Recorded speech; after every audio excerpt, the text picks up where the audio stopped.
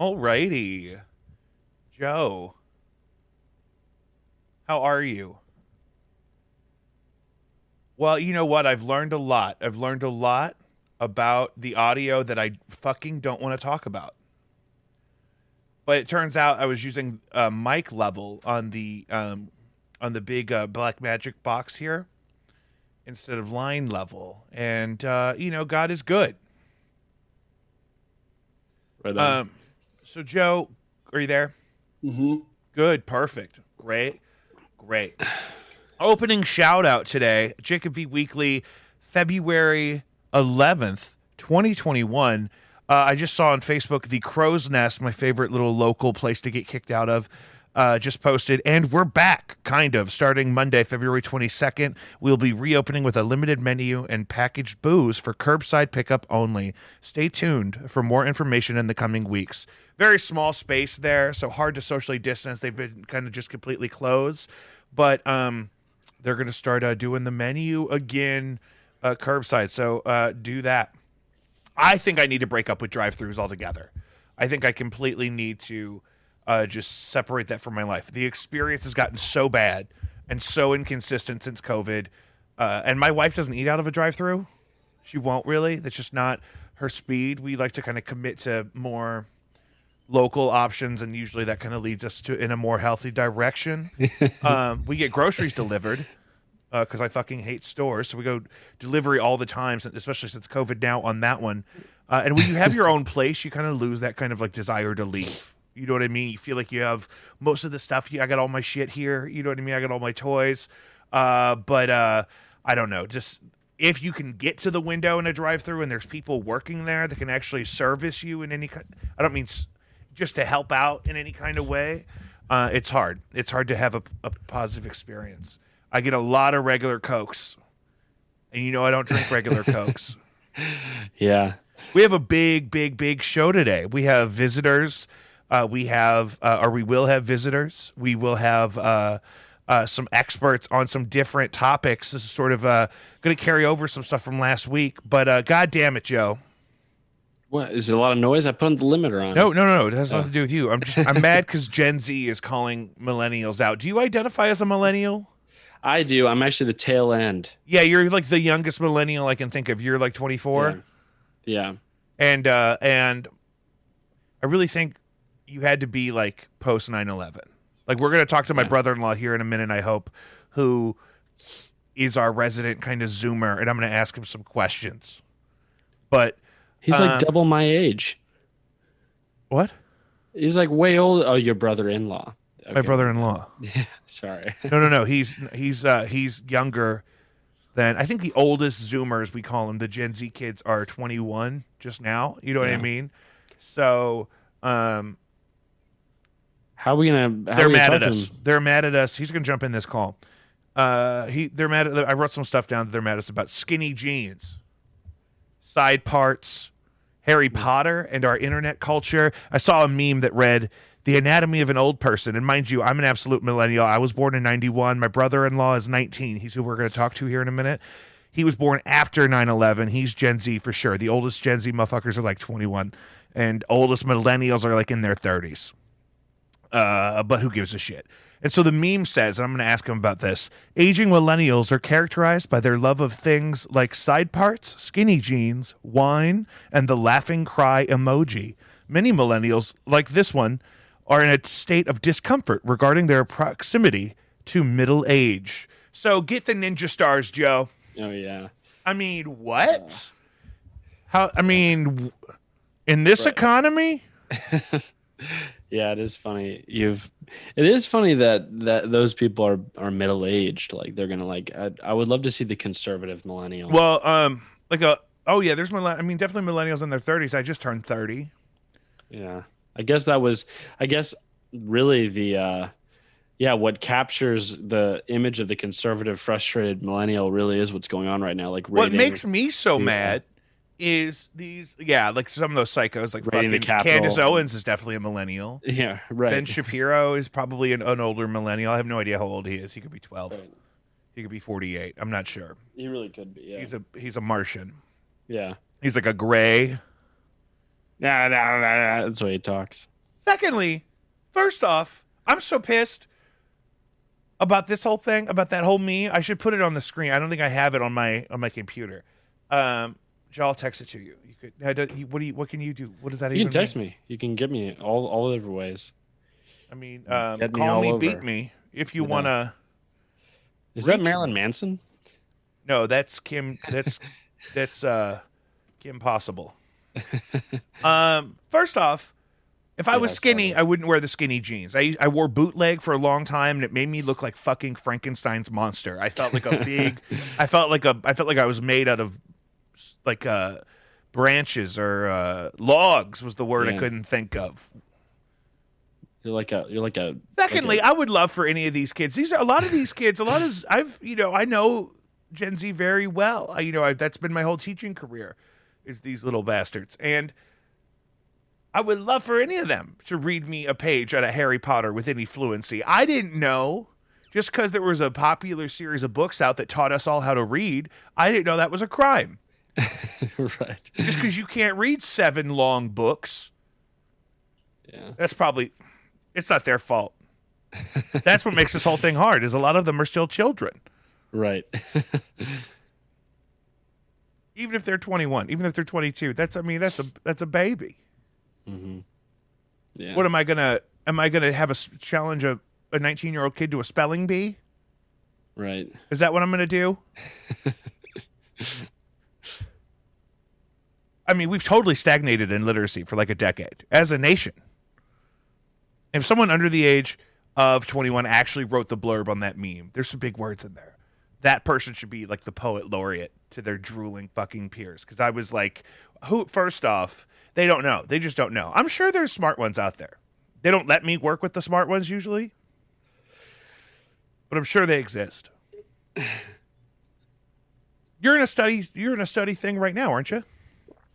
Yeah, we're all trying to read Huckleberry Finn all No, together. you're not. Yeah, No, we are. No, you're not. And it's literally like calculus. We're just sitting here like, what the fuck? That's not really what you're doing. Yeah, that is. We have here's the manuscript, and we're just trying to debunk what all these words mean. It's really weird. We just all feel really unprepared. I mean, this is American Literature 4. This is the 4th version of this class. Like, it's not really I fun. don't think it's the version. I said the virgin. Why? That it's the edition, virgin, Um, like Britney Spears. you leave her alone. Don't you start with me. Don't come at my girl. We're gonna talk about that shit in a minute. Super Bowl. This is so funny. So my wife is working on her MBA and had 2 projects to work on that night, Sunday night of the Super Bowl. And so she suggested that I like live stream along with the Super Bowl. I assume like a companion. And we were doing great. We made it like 29 whole minutes. And I had the game looking really good. We were having fun. And then YouTube pulled it. NFL copyright. And then Twitch pulled it with a 48-hour ban and a strike on my account. Facebook is too dumb. I think the first 29 minutes of me talking over an HD stream that I guess I was accidentally illegally restreaming, that's still up on the Facebook, I think. I should have been doing a companion, like just a talk along. You know, a podcast will do this. They'll companion an episode of a show or a live sporting event or something. I don't know why that didn't come to me. Maybe it was a little late in the day. Maybe I didn't plan this far enough in advance to really figure out how to do it the right way. But I was basically pirating the CBS stream of the Super Bowl and putting it on Twitch, and that's why they got mad. Yeah. So, we know better. We know better. Game was boring as fuck. I wanted those nobodies from Kansas City to win just because I wanted Tom Brady to have to deal with, maybe I can't do it without Bill Belichick, and maybe I'm not perfect, and I'm not, the best of all time. And I don't know. He looked really good. They whooped fucking Kansas City like a motherfucker. I don't really watch a lot of sports, but I went to bed, I think, before the 4th quarter. Everybody did, yeah. I also heard, final score was 31-9. I heard Brady sort of handpicked his starting lineup, not just bringing Gronk out of retirement, but like 3 or 4 other dudes as well. I'd be pissed if initially, at least. Like I'd be excited to have A-listers on my team if I was some guy that lived in Kansas City and played for the fucking Chiefs. Like those were some Midwestern looking dudes on that team. You know what I mean? There was some neck meat. There was some corn in the feed. You know what I'm saying? And then it's just a different thing with but you would think Tampa Bay Buccaneers, like that's not a team that you would think sounds like I'd never heard of before even. But it's cuz Brady brought like 4 or 5 dudes and kind of like took over. Why is your hand on your face? I feel like the equivalent of throwing the Gatorade on the coach during the I was asleep by then. Well, I feel like the equivalent to that in the Midwest is like, you know, if a Midwest team wins, you throw the keg in the fireplace, you know, and you just explode the keg of Bush Light. It's an attempt. Lots of mixed opinions about kind of course, everything has to have a political kind of interpretation. People are mad at Bruce Springsteen's Jeep commercial and then his, you know, goofy DUI experience. There's like, that's all still kind of crazy. One shot of tequila. Yeah, it's weird. And I don't know anything about him or his behavior or his history with alcohol. So, you know, who knows? I wasn't there and I don't have a dog in that fight, as they say. But also his Jeep commercial was so like, America's all about coming together, meeting in the middle, agreeing. We got to reach across the aisle for the ketchup. You know what I mean? And I hate that shit more than anything. You know me. Yeah. And so Reaching. I don't know. And so I hear so many like honkies, I'll call them. Specific dude. I'm not going to say all old white dudes do this, but this specific type of dude. I'm thinking New Balance dudes. Yeah. Oh yeah. I know what you're talking about. I'm thinking pair on right now. They say things like, well, I just wish we could keep the politics out of it. Yeah. Right? And as educated and appropriately employed members of our privileged class, of course.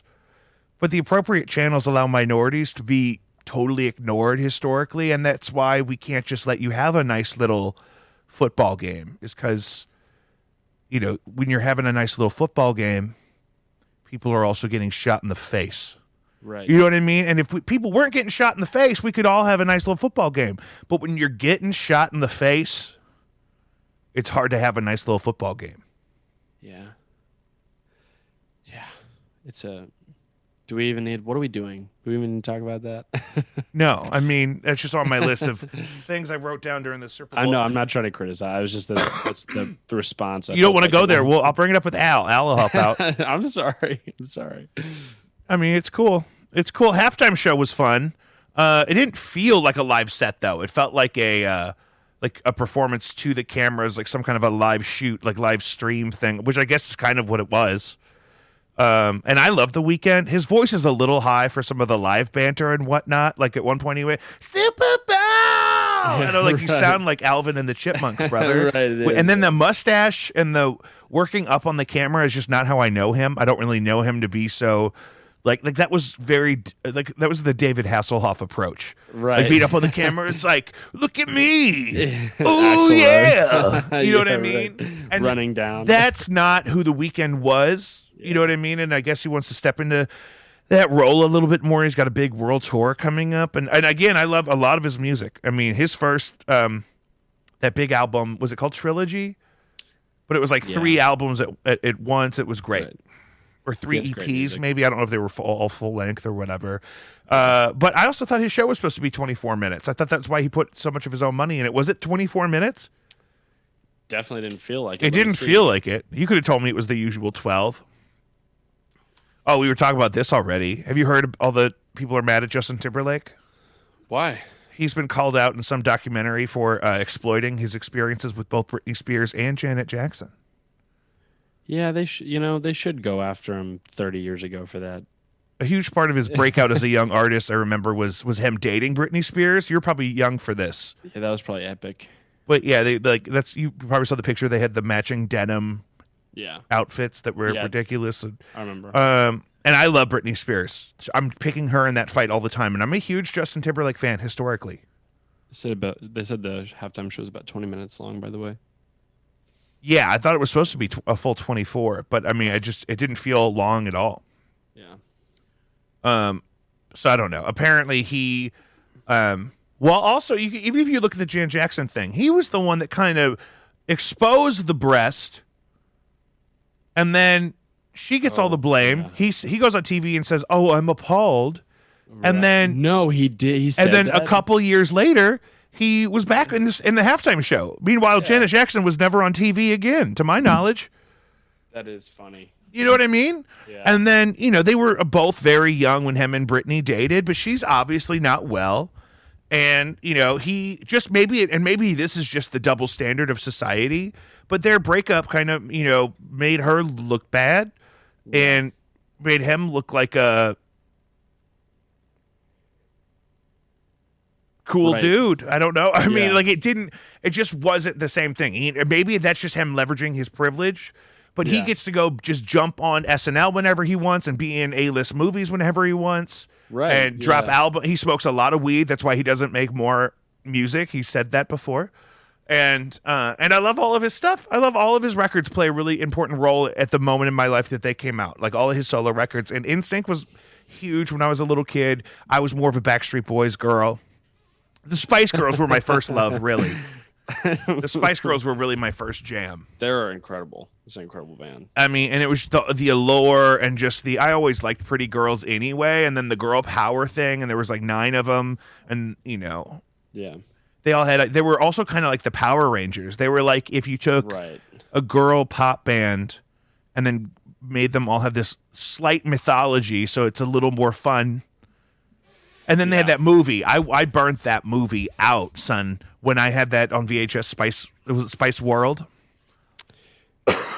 It was like a feature film about like a fictional leg of their tour where they met aliens. Did you never see Spice World? I'm you motherfucker. I thought you were talking about what is it? The Cheetah Girls. Josie and the Pussycats?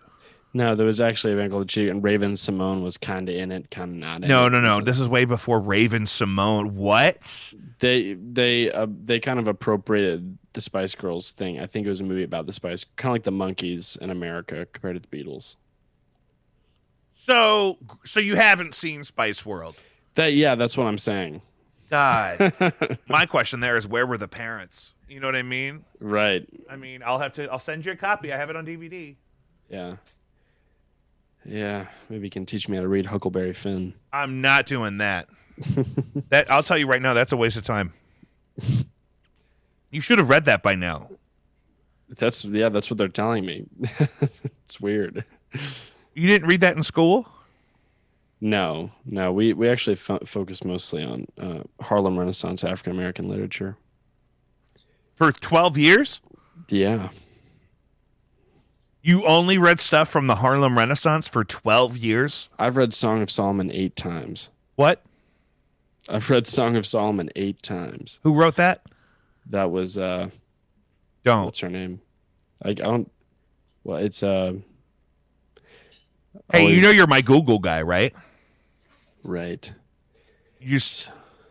Song of Solo. It will finish it for you. It'll say Song of Solomon is an American novel by Toni Morrison. You fucking idiot! I wrote a beautiful. You were waiting for me to say it. I wrote a beautiful paper about The Bluest Eye when I was in college, and I never read it. Who's that? The Bluest Eye was another Toni Morrison novel. Oh, I know. Oh my gosh. Everybody's calling me. Who's calling you? My girlfriend was calling me, and I'm in the study group. Does she not know that we have this appointment? She does. She just is ignorant. Does she want to talk to me?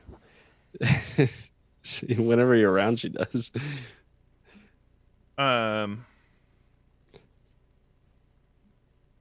But what do we even do about Justin Timberlake? Let's even like he's not a criminal. Even if we delete all his future opportunities, he's already still loaded as fuck. He's got all this money. He could just ghost. That smarmy fucker who I've loved He gets to just move to Mars with Elon Musk and Kim Kardashian, and I'm going to be down here cleaning up the mess. Yeah. If I'm lucky, I'll be eaten alive by my own grandchildren. Like that's right. Best case scenario for our generation now. Is if we're lucky. Yeah. I'll get to be old enough to have grandchildren, and then I'll let them eat me alive because it'll be fucking Mad Max down here. Yeah. And all the fucking millionaires will be up in Elysium. Yeah. On Mars. With Elon. That would be funny if we become the third world country and there's like a 3 days grace kind of band on Elysium, and they're like, their music video is like what's going on Earth. Oh yeah, they have like these war scenes and these like these apocalyptic landscapes, and it's just we shot this on location back on Earth. It's fucked up down there. They fly in, they hover down in a Tesla drone, and they get out and they lip sync to their song, and then they fly back up and say, "Bro, we shot this on Earth." That's good. That's the time. Have you ever been to Earth? Yeah, right. That's gonna be great. I bet I'll be delicious. Yeah. I mean, and the baby's got to eat. The baby's got to eat. My God. Well, we solved that. Oh, God. Speaking of the apocalypse, inmates at St. Louis jail attack corrections officer, set fires to their unit. About 150 detainees escaped their cells and were able to overtake the jail's fourth floor, according to Mayor Lyda Crusen's communications director, Jacob Long. So you saw this as it was happening, right? Yeah. It was so crazy. They busted out windows. They were holding out sheets with like signs on them. I don't know what they said.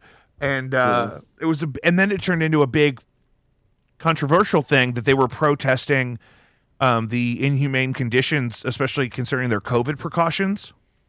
Right. Activists called it an act of courage and a protest against inhumane conditions.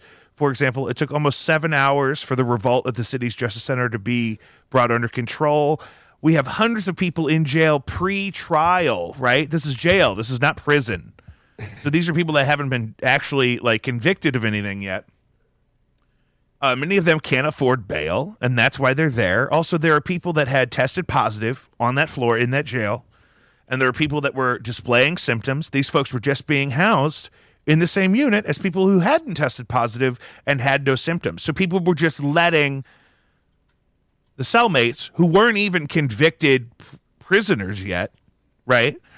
They were just letting them just lounge about in this unprotected sea of COVID, which, again, I'm sure there will be plenty of people in the comments who are like, well, good, if they hadn't committed a crime. But I don't know. Right. I don't know. I mean, innocent until proven guilty is kind of still a thing people act like is important to them. So I think maybe we should pay attention to that a little bit. Are they supposed to be able to afford bail? I'm not defending the practice. Well, even if I don't know what the law is locally, but even if you only have to put up 10% of the bail or in cash, or somebody can sign for it, or you have a bail bondsman or whatever. Right. I mean, those are all examples of privilege. What if you have nobody to call? What if you're a crazy homeless person and you get arrested for trying to break into a place, and then they can't put you on trial for 7 months, and you have literally no way to verify your bail? Yeah. And homeless doesn't mean living on the street. Homeless could mean, I get to sleep at this buddy's house most nights and sometimes in my car or whatever. It could be a lot of different things. There's just a huge range of options in poverty. That's what makes it so fun. Yeah. Yeah. Make it a board game. Man, you are dynamic like a block of ice I'm tonight. sorry. I'm doing a lot of yes. Can you do me a favor? Can you go find a bucket? And a mop. And fill it with your own shit. And let me talk to that bucket of shit. The Gen Zer is being late on purpose. I think he's catfishing me. He said, he said, I'm on my way, but he's not here. Dude, that is maybe he doesn't know what he's doing. Maybe he's going to give us the full class experience. He's going to show up. He's going to make us look dumb is what he's going to do. He's going to be like, invites. Yeah. He joined what? Where did he join?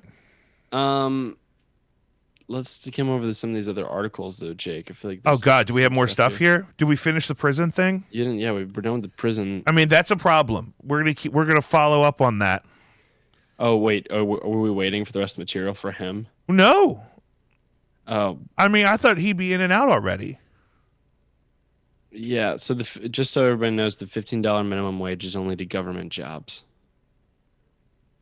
Oh, is that how that works? Biden's $15 minimum wage would cost 1.4 million jobs, is what the headline says. Yeah, but it's like this is also the Washington Post, but it's not for just it's not for just regular workers. Like everybody. Yeah. You think it just applies to people that work for the federal government? Yeah. Well, sorry. The first pay increase is because it's tiered, right? It's gradual. Yeah. And then, later on, I'm sure his hope is to have, but that's just, I don't know. It's very complicated too. Well, great. Okay, so you'll work on that. We'll figure that out later. Well, I don't know. Do you really want to talk about it? Do you want to talk about how, like... I think Al will have some opinions on that. Hey, pin that for Alfred. Alfred Ludwig's going to be on the program tonight, y'all. Highlighting in red. Cut. Paste. I love Al. Who? Al. Yeah, he's great. We're also expecting Chris Ward on the program at any minute. The name of the episode tonight is Stonks. We typically don't pre-pick the name of the episode. Yeah. But we've planned this conversation here, as we've alluded to in our previous streams. We got one more. Let's hit another one of these headlines before we move forward. Uh-oh, we got a visitor here. Oh, here we go. Here we go. Oh, my gosh. Christopher? It's Jason Bourne. Am I on the show? Yeah, you're live on the air at Jacob V Weekly. How are you today? Hey, what's up, man? I'm good. I really appreciate your time. I almost changed my sweater because I saw you had a red sweater. No, this is great. My only other sweater is yellow. Here, stop the steal. You know what I'm saying? Stop the steal. Generation Z. No. This is Chris Ward. This is our Chris Ward is our Stonks man on the street. We were waiting on. We're getting catfished by my brother-in-law who's 19. We had a meme that we started talking about on the show that where Gen Z is accusing millennials of aging poorly or something. I forget how they worded it. And so I wanted to have my 19-year-old brother-in-law, as the only Gen Z person I really know, on to explain his angle on the generational divide. And he can't figure out how to work Zoom. So it's just like my normal experience. Great irony. I heard, Joseph, I heard you say you were at the opposite end of the millennial spectrum. And I am on the opposite end. Yeah, so Chris is one of our... I'm a zennial, so I'm 39. So I'm... Yeah. Jesus. We have nothing in common. Yeah, Joe's 24. I'm 30. I'm right in the middle. Al is 78. He's going to be here at 8 o'clock, I believe. So, Chris... The internet is thrilled for the three white guys talking about their age show. Yeah. Let's all... Guys, make sure you're smashing that like button. We are three Midwestern white dudes at various ages. Call in now and tell us your age. Yeah. What is that? Is that a Schnucks brand Dr. Pepper? It's a bubbly. Oh, it's a fucking bubbly. Yeah, girl. Yeah. I'm sponsored, so I got to get this product in.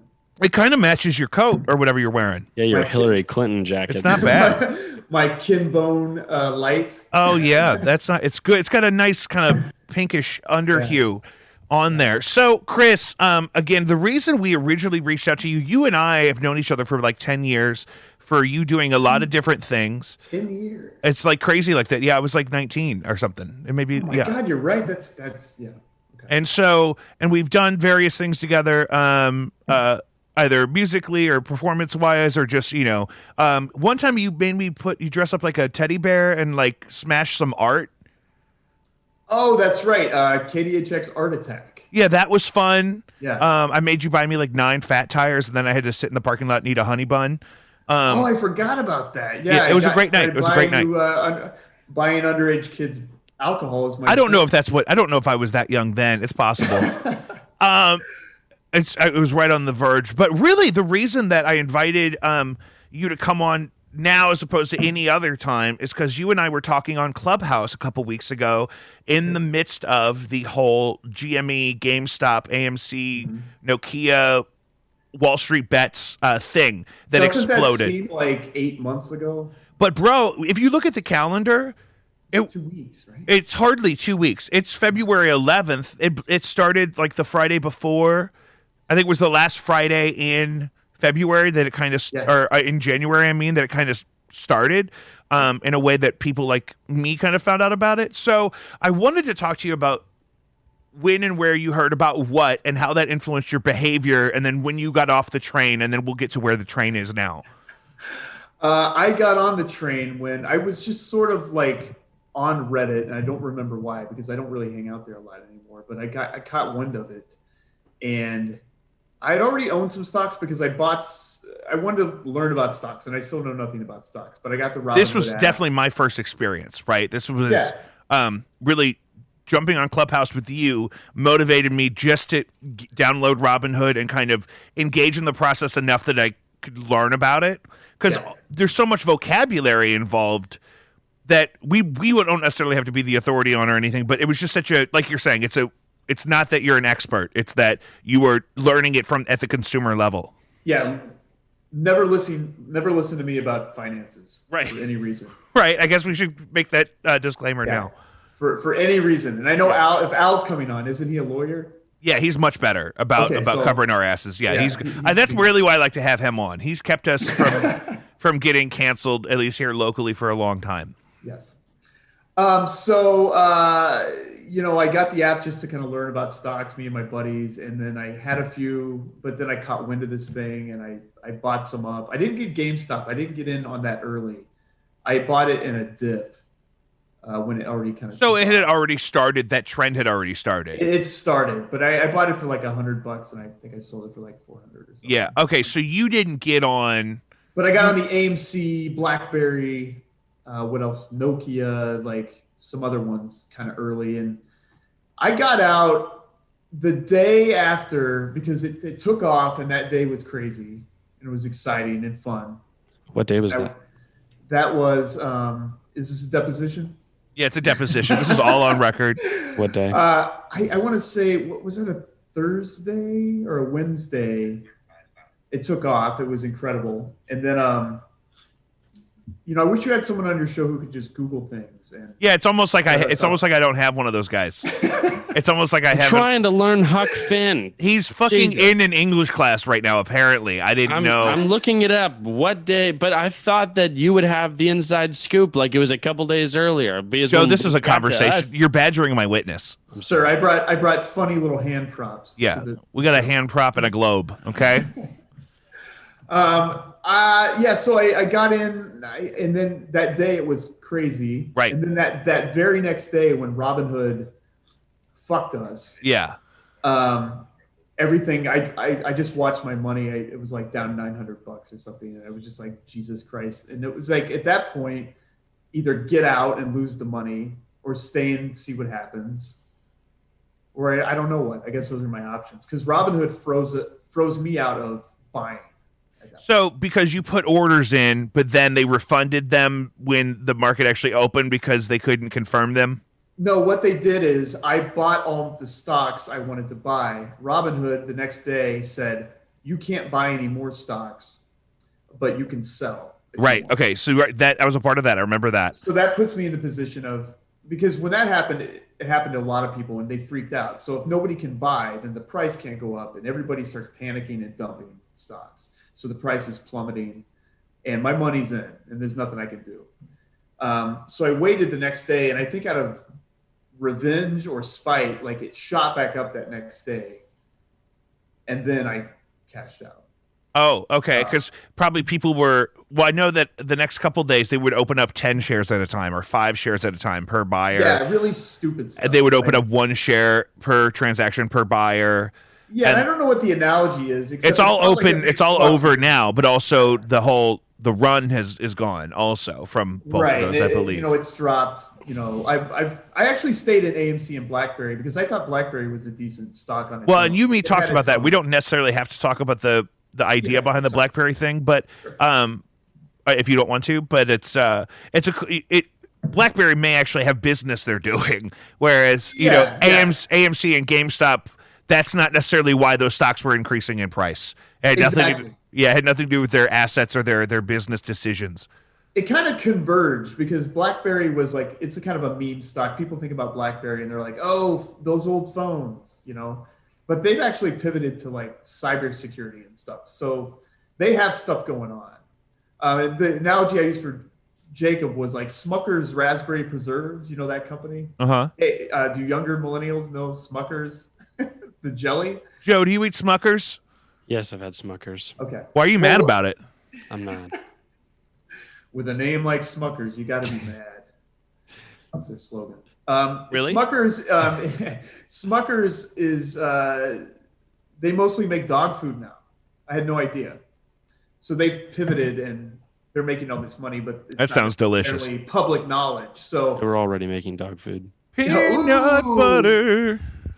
Slam Smuckers. Smuckers is the shit, but don't they make that side by side? That's weird. Take that grape jam. You got dog food in my jelly. You got peanut butter in my dog food. Two great tastes. It tastes. They do the one that's the strips of jelly and peanut butter in the same jar? Yes. Disgusting. I don't like peanut butter, so I'll never go near it. Yeah. So what do you do with the jam? Just on a biscuit? A savory biscuit? I take my finger, I just get the jelly out. Oh my God. And I leave the peanut butter in. Give that away. No, I just meant with preserves in general. This is an analogy. What's the difference between preserve, compote, and jelly and jam? Well, I know compote usually has all of the pulp and twigs and shit still in it. Okay. But it could still be delicious. Much different from blueberry compost. Compote is a cousin to preserves. It's made with fresh or dried fruit, cooked slow and low, in a sugar syrup, preserves, which are jarred for future use, and jelly is a paste that is processed. You're breathing that all slow and sexy in my ear in a way that I got to chill up my spine. Jelly's like it was compote, sir, slowly boiled. Jam is more like a butter. So talk to me about kind of your experience since kind of backing out of the big crazy, and kind of, I'm assuming you're still with Robinhood.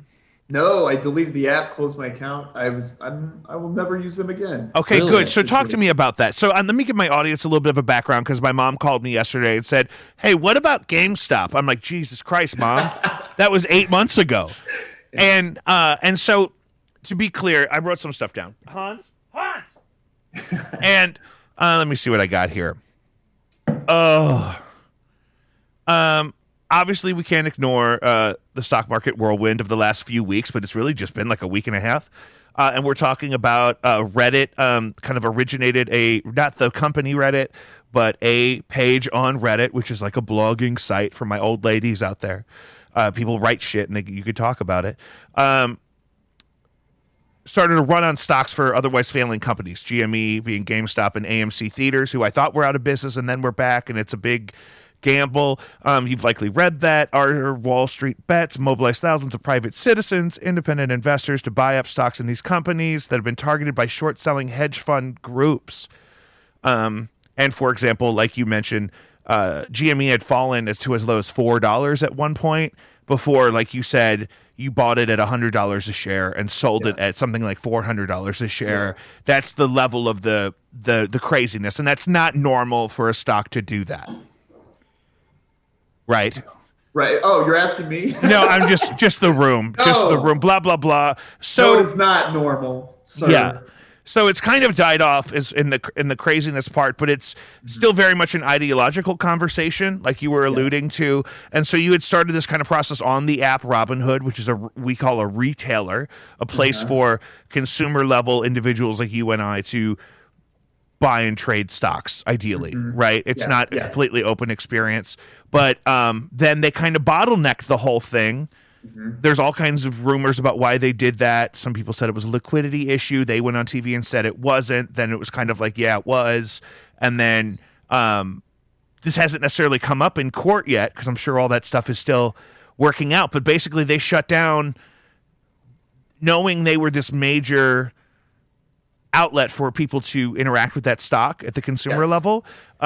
They totally throttled it. And the stock would have not tanked or dipped when it did if the trade had been integral the same way, especially because 51% of GameStop stockholders at the time that I read that stat, 51% of Robinhood users owned GameStop. Parts of own stock in GameStop. Because that's the audience that Robinhood is geared at. Right. GameStop. So if you built a McDonald's and you were like, I don't know where I'm going with this. So if you took some Smuckers and you went to McDonald's, what are we talking about? I started like, this is going to be a great metaphor, and then I got as far as McDonald's. Yeah. But if your main customer was like, we love cheeseburgers, we love your cheeseburger, and then suddenly everyone was coming for your cheeseburger, and then you were like, no, you can't have any more cheeseburger. I mean, that's why we're there, man. Yeah, it's like what? No, yeah, it's like Jamie from Warrant saying, I'm not going to play cherry pie anymore. I'm like, yes, motherfucker, I came to River City Casino to see you play cherry pie 11 times in a row, unironically. R.I.P. I think he died. No one gets a piece of the pie. God damn it, Hans! Yeah. Sorry, it was my cat. It was very like, there's a few weird storylines going on. So that one's kind of old at this point, but like, right. Robinhood screwed over its user base. Once bitten, everybody took off. But there's this other thing, which is like this whole movement, which has moved over to Dogecoin, cryptocurrency. Dogecoin. So everybody that got burned on GameStop through that's the current narrative. They kind of moved them narratively to Dogecoin. And then Elon Musk was tweeting about it. It was like, well, we're going to take the power back, the people's currency, Dogecoin. So they got a bunch of people to buy Dogecoin. I'm getting ads all the time, about new apps that are letting you buy Dogecoin. And it's also, speaking of Elon Musk, and this was listed on something I wanted to talk to both you and Alfred about, assuming we have time, is that every day he's tweeting that he's going to get off Twitter, but then he tweets something else that totally blows up something in the stock market. Yes. Over the weekend, this last weekend, he blew up Bitcoin by like $5,000. Bitcoin closed at like 38.5 on Friday because I've been watching this stock guy on Twitch, and then I woke up Monday morning, I'm sitting on the toilet, I look in Robinhood, and it's Bitcoin is like $43,000 just over the weekend. Yeah, I knew when I woke up one morning that he had tweeted just by looking at the graph and seeing, it spiked, and so he must have tweeted, and yes, he did. Yeah. But it's this weird narrative where they're trying to push it as like, this is the people's revolution, this is the people's crypto movement. But there's also all these bots and people who are just kind of spamming this, like, buy Dogecoin, because then they pump it and dump it. And so people are still going to get burned somehow. I think when it comes to this stuff, you really got to look out for yourself, because anytime you're involved in a movement where you're like, let's go, the people, and then you turn around and look behind you, then there's no one there. Yeah. It's like, oh shit. So especially when it comes to money and finances, it feels like, be careful getting caught up in this stuff, because, my parents sold Amway in the 80s, and I don't know, y'all might be too young to know what Amway is. I wasn't born yet. It was a multi-level marketing scam, and they sold different soaps and like powders. I don't know. It was kind of like weird household stuff. Yeah, Elon Musk tweeted today, Frodo was the underdoge. All thought he would fail himself most of all, and it's a ring with a Bitcoin thing on it, so it's like a meme. He's got to be stopped. I don't know.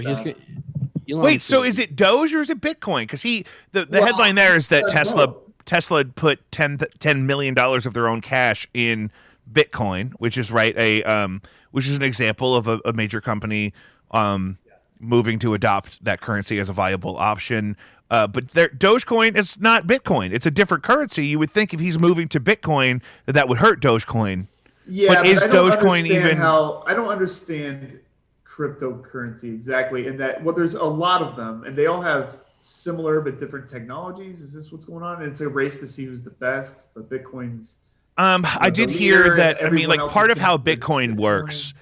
is that every single Bitcoin transaction encodes within it the information of every single other Bitcoin transaction ever. So it's like a save in an RPG where it takes a snapshot of all of your details, right? It takes a binary snapshot, meaning like code of everything you have currently in the game. So it doesn't have to actually save anything. It just has to recreate the environment every single time. So Bitcoin, if you have a Bitcoin, that Bitcoin, it's like the sourdough at Panera Bread. I used to work there. And every single piece of sourdough bread in that whole company is genetically related to the original starter that they used in the first store, in the first bagel and shit, right? So I've only heard of St. Louis Bread Company. that's same shit. But St. Louis bread isn't a style of thing. It's really a California style sourdough they do in there. How deep do you want to go? So no, we don't know anything about Bitcoin or Dogecoin or crypto or its role in society. If I can't use it in Venmo to fucking buy burritos and cheesecake, I don't know. I don't know why I would need it. No, I don't either. But Except that's a big part of where that got market it. has gone. The people that have been throwing their money around in this ideological kind of exercise, Yes. which I'm totally for. I don't want it to sound shitty that I identify it that way, but that's kind of where the frontier is right now. right. Yeah, it's hard for these ideological things are hard because I do believe in what they obsessively are like fighting for, but it always gets corrupted because someone's going to make money off of this. You know, Well, or they'll somebody's gotta be left bottleneck. holding the bag. They'll bottleneck Or they'll the money bottleneck making. it. Okay, this is the kind of idiot I am. After I got burned by Robinhood, I got out. I got an app called Voyager, which was a Dogecoin like app where I could buy that. I bought there when Dogecoin took off. One night I was sitting there and it took off. Like at the beginning of dinner, I had a certain amount of money. At the end of dinner, I had $200 extra. It was like, I don't know what's going on. But then their servers couldn't handle it. So I got like blocked out again. So again, I got screwed by an app. Well, because it's kind of like the debate about snowplows. We're just going to make analogies all night long Yes. until we fucking pass out. It's going to be like a deconstructed SAT. And so what we're going to do, what was I saying? It's like sourdough, a sandwich. Sourdough, snowplow. Snowplow. So people always say when a school like locally we have school districts that are kind of rural that have to have a snow day because they don't have the plows and the whatnot to cover all of this massive land space of snow and ice and the manpower because they would have to keep those things maintained all year, every year for maybe every couple of years they actually have to use them because it's not like we get pounded every year. Thanks, Al Gore. So yeah, I get pounded every year. Exactly. So a place like Voyager, who is some fucking third-rate retailer of single shares of stocks that fucking people are buying with their unemployment checks, they can't handle a run of literally millions of dudes trying to. And when I say dudes, I mean that in an asexual, non-binary sort of sense. But it's mostly dudes. But it's mostly Caucasian dudes. Red Just coincidentally in the stock market, who knew? So they can't handle a run like that. It's like, Parler was like, we're going to be so free that we're going to let people conspire to murder public officials, but we're going to rent server space. And now they pulled the plug. You know what I mean? Exactly. Yeah. It's like you got to have the infrastructure. If you're really crazy, you'll have your own server space like Alex Jones that costs millions of dollars a year to maintain. And you fucking interview the moms of like mass shooters and shit. It's so goofy over there. Yeah. I want to offer a perspective. Oh fuck. That might. Well, I want. No, I want it. I want it. Give it to me. I want to pick this apart because I think that it's still a cop out, and it's still similar to what Wall Street does with relying on the ignorance of people in the stock market. So these, I guess, some people at Stanford, some professor, I guess, is weighed in on the issue and said Robinhood made optimistic assumptions Admati said, which is It's a guy's name. Professor. And Tenev woke up at 3:30 a.m. and faced a public crisis with a demand from a clearinghouse to deposit money as a safety measure, hedging against risky trades. He had to get $1 billion from investors. Normally, Robinhood only has to put up $2 for every $100 to vouch for their clients. But now the whole $100 was required. Thus, trading had to be slowed down until the money could be collected. It's like you have a store, and here's an analogy. Great. And your product, this inception analogy. It's an analogy within an analogy, and I got screens within screens. Right. I'm gonna pass out. Oh my God. it says it's like you have a store and your product is popular, and then there's a line out the street, and they all assume they could get it, and so there's not enough product. So there wasn't enough supply for the capacity, just like we're talking about,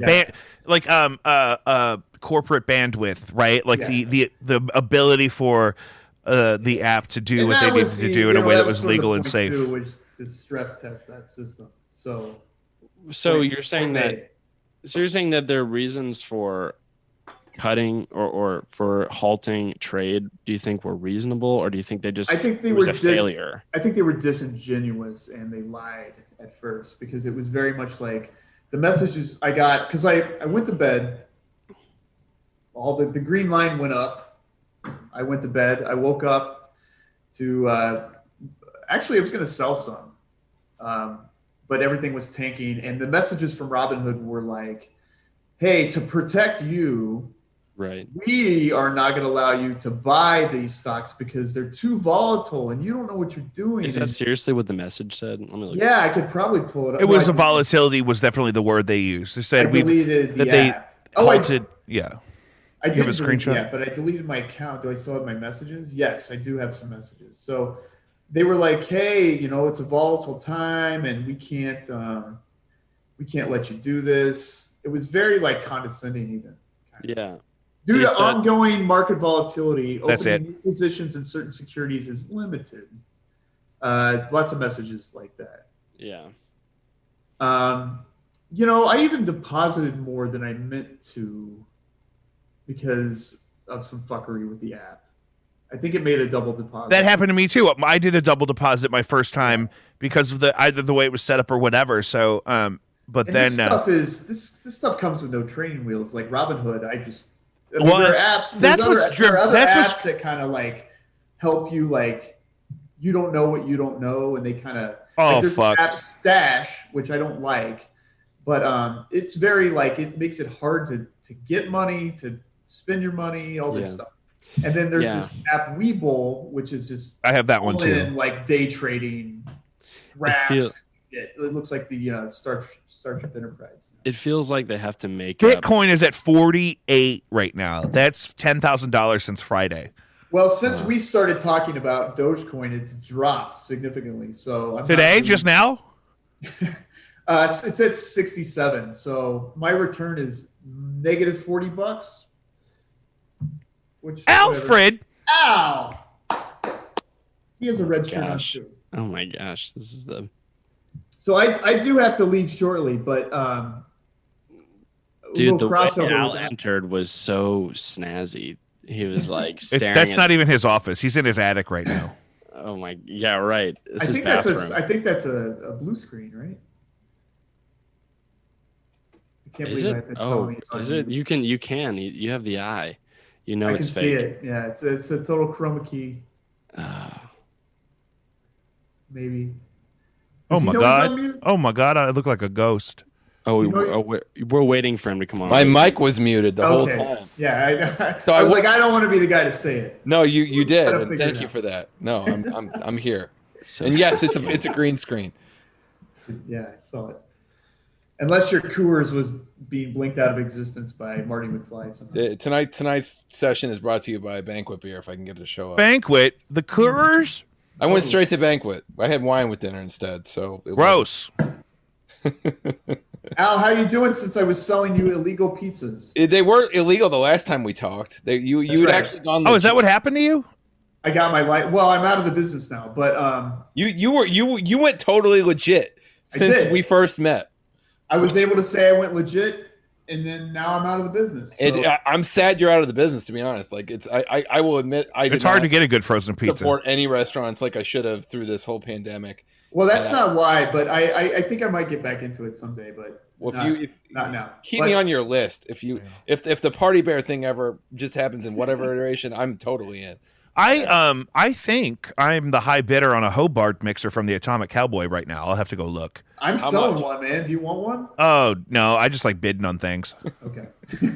So, guys, Alfred, we're just wrapping up kind of our conversation about Stonks and the whole AMC thing. There's a couple things I asked Joe to pin that I wanted to ask you about that while we still have. So Chris was in the Robinhood experience at the consumer level. I watched it real time with him. Yeah. And I was there with you, man, the whole time. Even though and I was there in spirit. I felt it. So, Alfred, from a legal standpoint, I mean, do you think a big class action lawsuit is coming? Do you think it's possible? Do you think they're just going to get away with? I thought they'd already been sued. I thought there was several class action suits against Robinhood pending. But nothing's, of course, gone to trial yet. Well, yeah, it's going to take months and months for that to happen. I mean, the relative merits of it are mixed, but it does. I mean, it's a terrible look what they did. At worst, or at best for them, at worst, they actually, engaged in some kind of market manipulation. Although it's kind of the same theory that you would apply to like a Wall Street bets market manipulation. I mean, really, you're not supposed to be in any manipulative field whatsoever if you're in any way touching on or thinking about securities. And, I think there's cases that can be made certainly for certain individuals on Wall Street bets. But for Robinhood, what they did was just effectively to prioritize certain securities over others.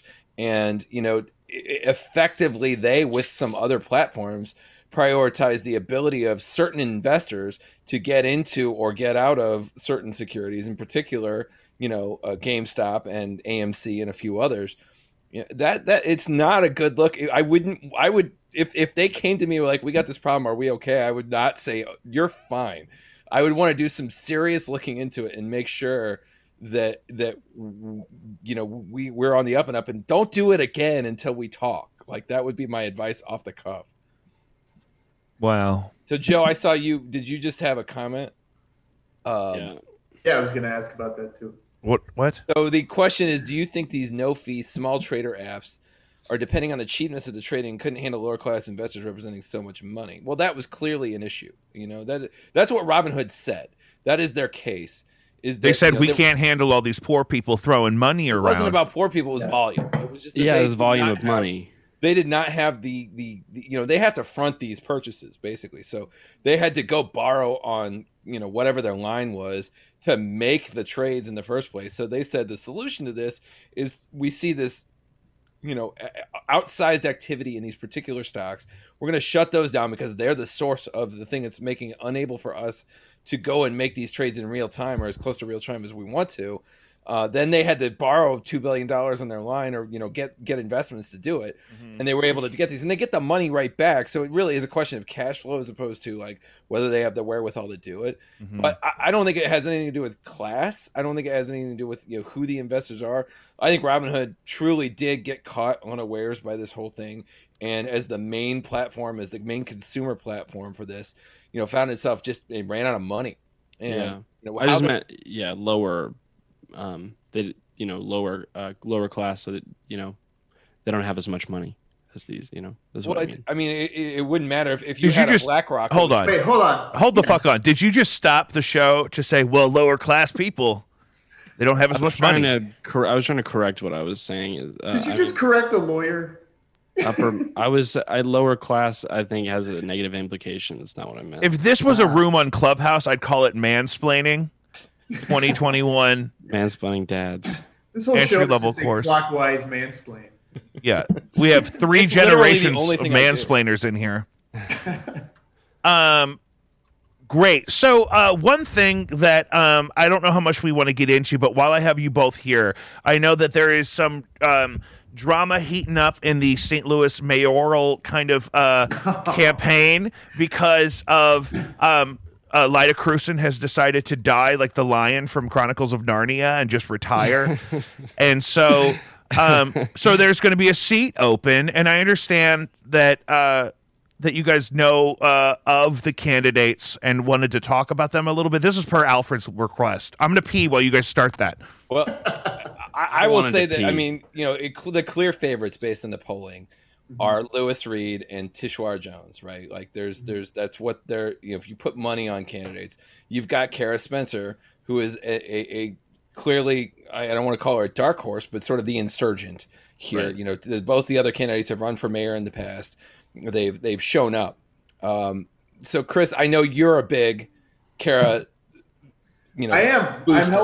I am helping Kara out with some not messaging things, just some things here and there. They have some questions. How does she turn out? And I'm not a city voter, so I can't even turn out to vote for her. I would, but how does she turn out people to sort of buck that common wisdom? Yeah, it's tough because it's already a popularity contest, and my two favorites are Kara and Tishara, and I'm glad they get to run on that ballot, and they're going to get to hopefully square off against each other. I think Lewis Reed has got to get out of the way. I don't like the guy. He's kind of like Lyda Cruz in Part 2. Yeah. He's good. I love that skateboard meme of him. What makes him? I sent it to one of my lawyer friends who's a lobbyist who's close to him, and we both got a kick out of that. What does that mean? Thing. Is that a job? There are lobbyists who are jobs. We actually, we have always, my law firm has always had a lobbyist who is a lawyer who, you don't have to be a lawyer to be a lobbyist, but having a lawyer who is a lobbyist is a good thing. But it's actually my partner, David Sweeney, who used to be the counselor for the Board of Aldermen before he went into private practice. So he knows all of these players really well. But he's a big Lewis Reed supporter, and I respect that. Oh, he left a thing on my door with his face on it. Lewis Reed did. Yeah. What was it? Lewis Reed's pro skater too, or what? Because that's the best thing I've ever seen. I made that. Yeah, it was. I forwarded it to him, so it's definitely hit Lewis's inbox between us somehow. So that was Alfred, a Saturday morning well spent. So Alfred's going to come on my podcast. He's going to wear a Chaminade pullover. He's going to talk about all the mayoral candidates he knows personally. Yeah. I don't know Lewis or Tishwara personally. I may have met. I think it's Tishara. Tishara? See, I don't even know how to say her name. I don't think there's a Schwar. Yeah. I have a Tishara Jones story. Tishara. But I have to transition out of here. No, I figured that would happen. I have to go back to my home planet. No, but, I really, really appreciate your insight. I'm going to pick up some of the stuff in the weeds with Alfred here. And and I'd love to see you again in the future. Yeah, I would love to. It's just been good to talk to you and see you. I know, your face and your stained glass. You got to see my new house. I have stained glass too. It's so great. And just COVID's made it really hard. Is that your basement? I am in a basement. It kind of looks like a boat. They kind of have wood on the ceiling like that. So I miss jamming in the basement. I know, it's so nice down here now. I got a Roomba and a pool table. It's crazy. Roomba's key. Yeah. When we're all vaccinated, we need to have a jam session. When this whole thing's over, you and me got to get an apartment together. Chris, I love you. Thank you so much. You're dismissed at any point, sir. See you, all right. See you, Al. And Al, good evening, brother. How are you? It's another day in paradise. My goodness. You may see my brother-in-law at some point. So we started off the show, I don't know if you were listening, talking about our there's a generational divide emerging as Gen Z. Between you and John? No. Sam's the younger one. Oh, I've never met Sam. I know John. He was at the wedding. He was the young one with the baby face vaping. I might have. I started drinking early and often at your wedding. So no, it was great. He was. He's lovely. He's really, really fantastic. He's a lot like my wife, so we get along great. And but now it's blowing up that Gen Z is calling out millennials like myself for things that we still like. That is, but because apparently I saw your post on this. They're old enough now that we can fight with the older ones on the internet. If they're 18 plus, we can argue with them and call them names. And so they're starting to kind of reach out in a way that they didn't before. So where is Gen Z cut off? Because I need to figure out, like, I think the oldest Gen Z kids are 21. I think what's the youngest cohort though? This is I think they're all the way down right now. I mean, no, I don't think so. I think there's what do you call your kids? Well, that's my question. That's exactly where I'm going with this. So I've got a 13-year-old. I'm pretty sure he's to Gen Z what I am to Gen X. Yeah. I'm 1978, so I'm almost like an Xennial, but I'm really more X than millennial. Mm-hmm. Definitely, like there's some Xers that are more like boomers, and absolutely. My mom is like that. My mom graduated high school in '86, but you would think she was 106 now. Right, like I'm 10 years younger because I was 96. But that's like those people. They were into like you're Za's Gugu age. and fucking Flock of Seagulls and shit. Oh, my mom hated that shit. My mom was all about AC/DC and Whitesnake. See, your mom is cool, but you hear what I'm saying. Like that was what was going on. Like that was like some alien planet when I was like around during that period of time. And then great. Anyway, so my 13-year-old I feel like is Gen Z, but I've got a 3-year-old. He's not Gen Z. Like where do the 3 and 5-year-old fit in? They're like some generation that hasn't even been defined yet. Right, because they don't do anything. They're a protected class still. So, but my daughter's 10. Like I'm not sure she's Z. She's like some next thing. Like you can kind of see it coming. Yeah. That's crazy. Clearly more in common with... Because there's 11 years between me and Sam, and so there's that gap. And so I'm trying to think about how much time would be between... I mean, so yeah, like kids that are like 8, 9, 10 are going to probably be a different thing. Yeah, they're like Z+1, whatever that is. Mm-hmm. Z.2. I can't honestly, as a... They'll probably just be Mad Max by that point. When they start to be adults, they're going to be the ones that are going to eat me. It's going to be like, I'm sorry, there is no clean water anymore. Like we don't have clean water. Knife in the throat. Yeah, it's spear combat for whatever resources exist. Yeah, you got a whole tribe over there too. It's going to be that's Lord of the Ludwigs. We're the left wing quiverfuls here. Like it's all I can do. I don't know what that means. Quiverfuls is like you have a bunch of kids because each one of them is an arrow in your full quiver for the righteousness of God. And like you're doing this really to storm the Capitol and declare fascism in the name of Jesus, like that is the quiverful movement. That's beautiful, right? That's Uncle Don. That's one of those things where like George W. Bush would hear that and not know that it sounded like a scary bad thing. He'd be like, "Amen, brother." Well, I mean, right? It was fucking funny. A lot of people didn't think it was a scary bad thing, and then January 6th happened, and there's still a lot of people that are like, "Yeah, that's." Hey, have you heard about March 4th? That's when Donald Trump's supposed to take over again? Apparently, that's when we are going to be restored back into a real republic. Is that the Ides of March? No. That's usually the 15th. Okay. See, look at you. You know something. That's good. I'm the one that knows stuff. What are you talking about? Sorry. So, back to the whole millennial versus Gen Z thing. Like, I'm... As an Xennial or Gen X, whatever you want to call me. That's kind of what Chris identified as too. Like no one has ever picked a beef with us, so fuck you both. You guys are busy actually like working and paying taxes. Well, here's the thing: is like we got looked over when the boomers were important, and during the '90s, like you were just like whatever, and then the millennials came along. It's like who's X? Who cares? Like we were like the first who cares generation that was like very very much the tune in, turn on, drop out whole mode of operation, and nobody cared what we thought ever. Whack. So I'm reading this headline: QAnon conspiracy theories point followers to March 4th second inauguration. So the whole thing I heard about earlier is that there's people on the internet that are saying, and they're attributing it as a QAnon sentiment, whatever that means, and saying that we used to be a real republic and then we got sold out to corporations and it's all being puppeteered by the globalist agenda. And on March 4th, we're going to shatter the corporate overlords and we're going to inaugurate President Donald Trump. And he's going to be like the 15th president because we actually didn't have a real one. We had 30 fake ones because we got sold out. These are all fake presidents. Yeah, we had a bunch of fake corporate shills. Yeah. Like, that's not a thing anyone questions. It's just like, yeah, it's the 15th president. Like no one stops to say, wait, what? But then we're all on to the next thing, which apparently is the blood of the Democrats, running in the streets. Is that what they want? I think so. It's what they say it.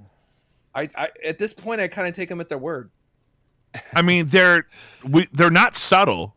Oh no, and they actually did show up to try and overthrow the government. Yeah, they were like, and then they did literally shit all over the building. That literally happened. Actual shit. Joe, I'm not opening links. If you want to give me the fucking headline, I just want to be. I can read it. I don't want to interrupt. What? No. What do you got? By all means, Joe. Yeah, no, that's better. I can just do the headline. Democrats plead for bipartisanship as the Republicans call for blood. I mean, that is where we are as a country.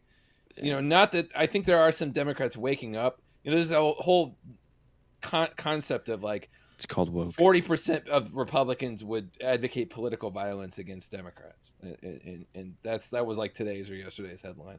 What was sort of buried there was like it was like 25% of Democrats also kind of feel the same way.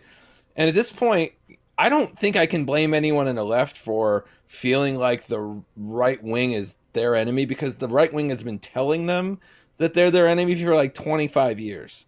So at this point, like if someone tells you like, I hate you and I would kill you if I was legally able to get away with it, you start believing them. Yeah, you got to start listening a little bit. But I'm one of those. I'm so far left. You know, they say you go so far left, you get your guns back. You know what I mean? If you go far enough. And I've always had guns. So I have a friend that I've talked to about being on the show who I really love, who's a musician, but also sort of an activist and a very kind of living the message kind of guy. And he's a big advocate for minority gun ownership. Absolutely. And things like that I think are probably a good idea. I think we ceded the gun issue to the right wing. And let's be honest, like, any thinking person realizes everyone having guns is not the best answer compared to no one having guns. But the reality is everyone already has guns. So in the scenario where it's like you could either be the one person without the guns where everybody has guns, or you could also have a gun, also having a gun is the obvious answer. Yeah, just in case. I mean, I really don't want to have to shoot somebody. No, I have no interest in shooting a person. No. But I also have less interest in being shot by a person, and knowing how guns work. You know, it's one of the things as kids, having kids, like it's a whole thing. Like, do you have guns around kids? Like, I do not. My oldest son is a scout. He's been trained a little bit, but it's like one of the things that, like, I grew up learning how to make ammo, learning how to shoot, treating really it like cool it was. Yeah, we tumbled ammo, old shells in my basement as a kid. That's cool. That's good to know. It is not. Man, cool. You're handy. It is super fucking boring and tedious. No. I know, but it's good that you know how to do that, because I'm going to need you to do that if we run out. Well, so it's been 35 years since I've touched anything. Look, like bitch, that, you'll figure it out. I do know the basics at least, but I mean, there's a lot of science to it. There's a lot of engineering. Joe's going to have to gather the shell casings, and you're going to have to tumble them. I don't know what else to tell you. You'll see those guys at the range like, can I have your shell casings? Like, why am I fucking take them? Because I'm shooting the zombies that are trying to eat us, Joe. God! And when I say zombies, I mean they could be Cheesecake Factory zombies. It could be My Pillow zombies. We should all learn to shoot, is my point. Like, you should all be familiar with it. You should know. I mean, you should also know how to make yourself an omelet. I mean, what if you get hungry? I totally agree with that. I taught my kids how to make omelets before I taught them how to shoot. That's beautiful. I mean, it's the right order of operations there. But omelets and then guns. Not before omelet. Sorry? That was in the Bible. What, omelets and then guns? You must first teach a man to crack egg before. Why does it have to be one egg? He must crack egg. Before crack skull. He must crack egg before skull. This is not the caveman Bible, Joe. There are many different translations. Someone said you must not crack egg in Bible. No. They didn't say it like that? Mm-mm. Yeah, why don't you go ahead and pull that up? Is that Leviticus? It's Leviticus 8. Leviticus. Guys, we have our Zoomer on deck, baby. Listen, Yo. I really appreciate you doing this. I know it was hard to get you in here. I don't know what that was about. Did you get the meme I sent you? Yeah, I got the meme. I haven't read it, but I took a look. Do you mind? I don't know what the fuck I'm about to read. Okay, so hold on. I'm going to put the meme on the screen here, and it's just a caption of the meme, and it's really just something I wanted to get your opinion on. So we've been talking on the show a little bit, just because this has come up on social mediums, that you're really the only Gen Z person that I feel like I'm allowed to put on the podcast. Right? Yeah, so that's cool. I heard you guys talking earlier. Okay, good. I mean, So you I'd love to put my input in. But I just want to know where this kind of thing comes from, and we have now 3 generations of fucking white dudes in the chat right now. That's pretty uneventful. That's You know what I super, mean? It's so super whack. normal. And so I need you to check my vibe, bro. And Okay. great. So I'm looking at this meme here that Joe that I sent to Sammy, and it says the anatomy of an old person, and there's that old person there. She's not that old. Can you post this? We need to see it. I will. Yeah, I'll pull it up. I'm going to send it to Joe. Joe's going to put it in the chat. I got it. But if you could go ahead, Cool. if you could go Should I ahead, read the caption? please. Aging millennials are characterized by their love of things like skinny jeans, wine, and the laughing crying emoji. Many millennials like this one are in a state of discomfort regarding their proximity of middle age.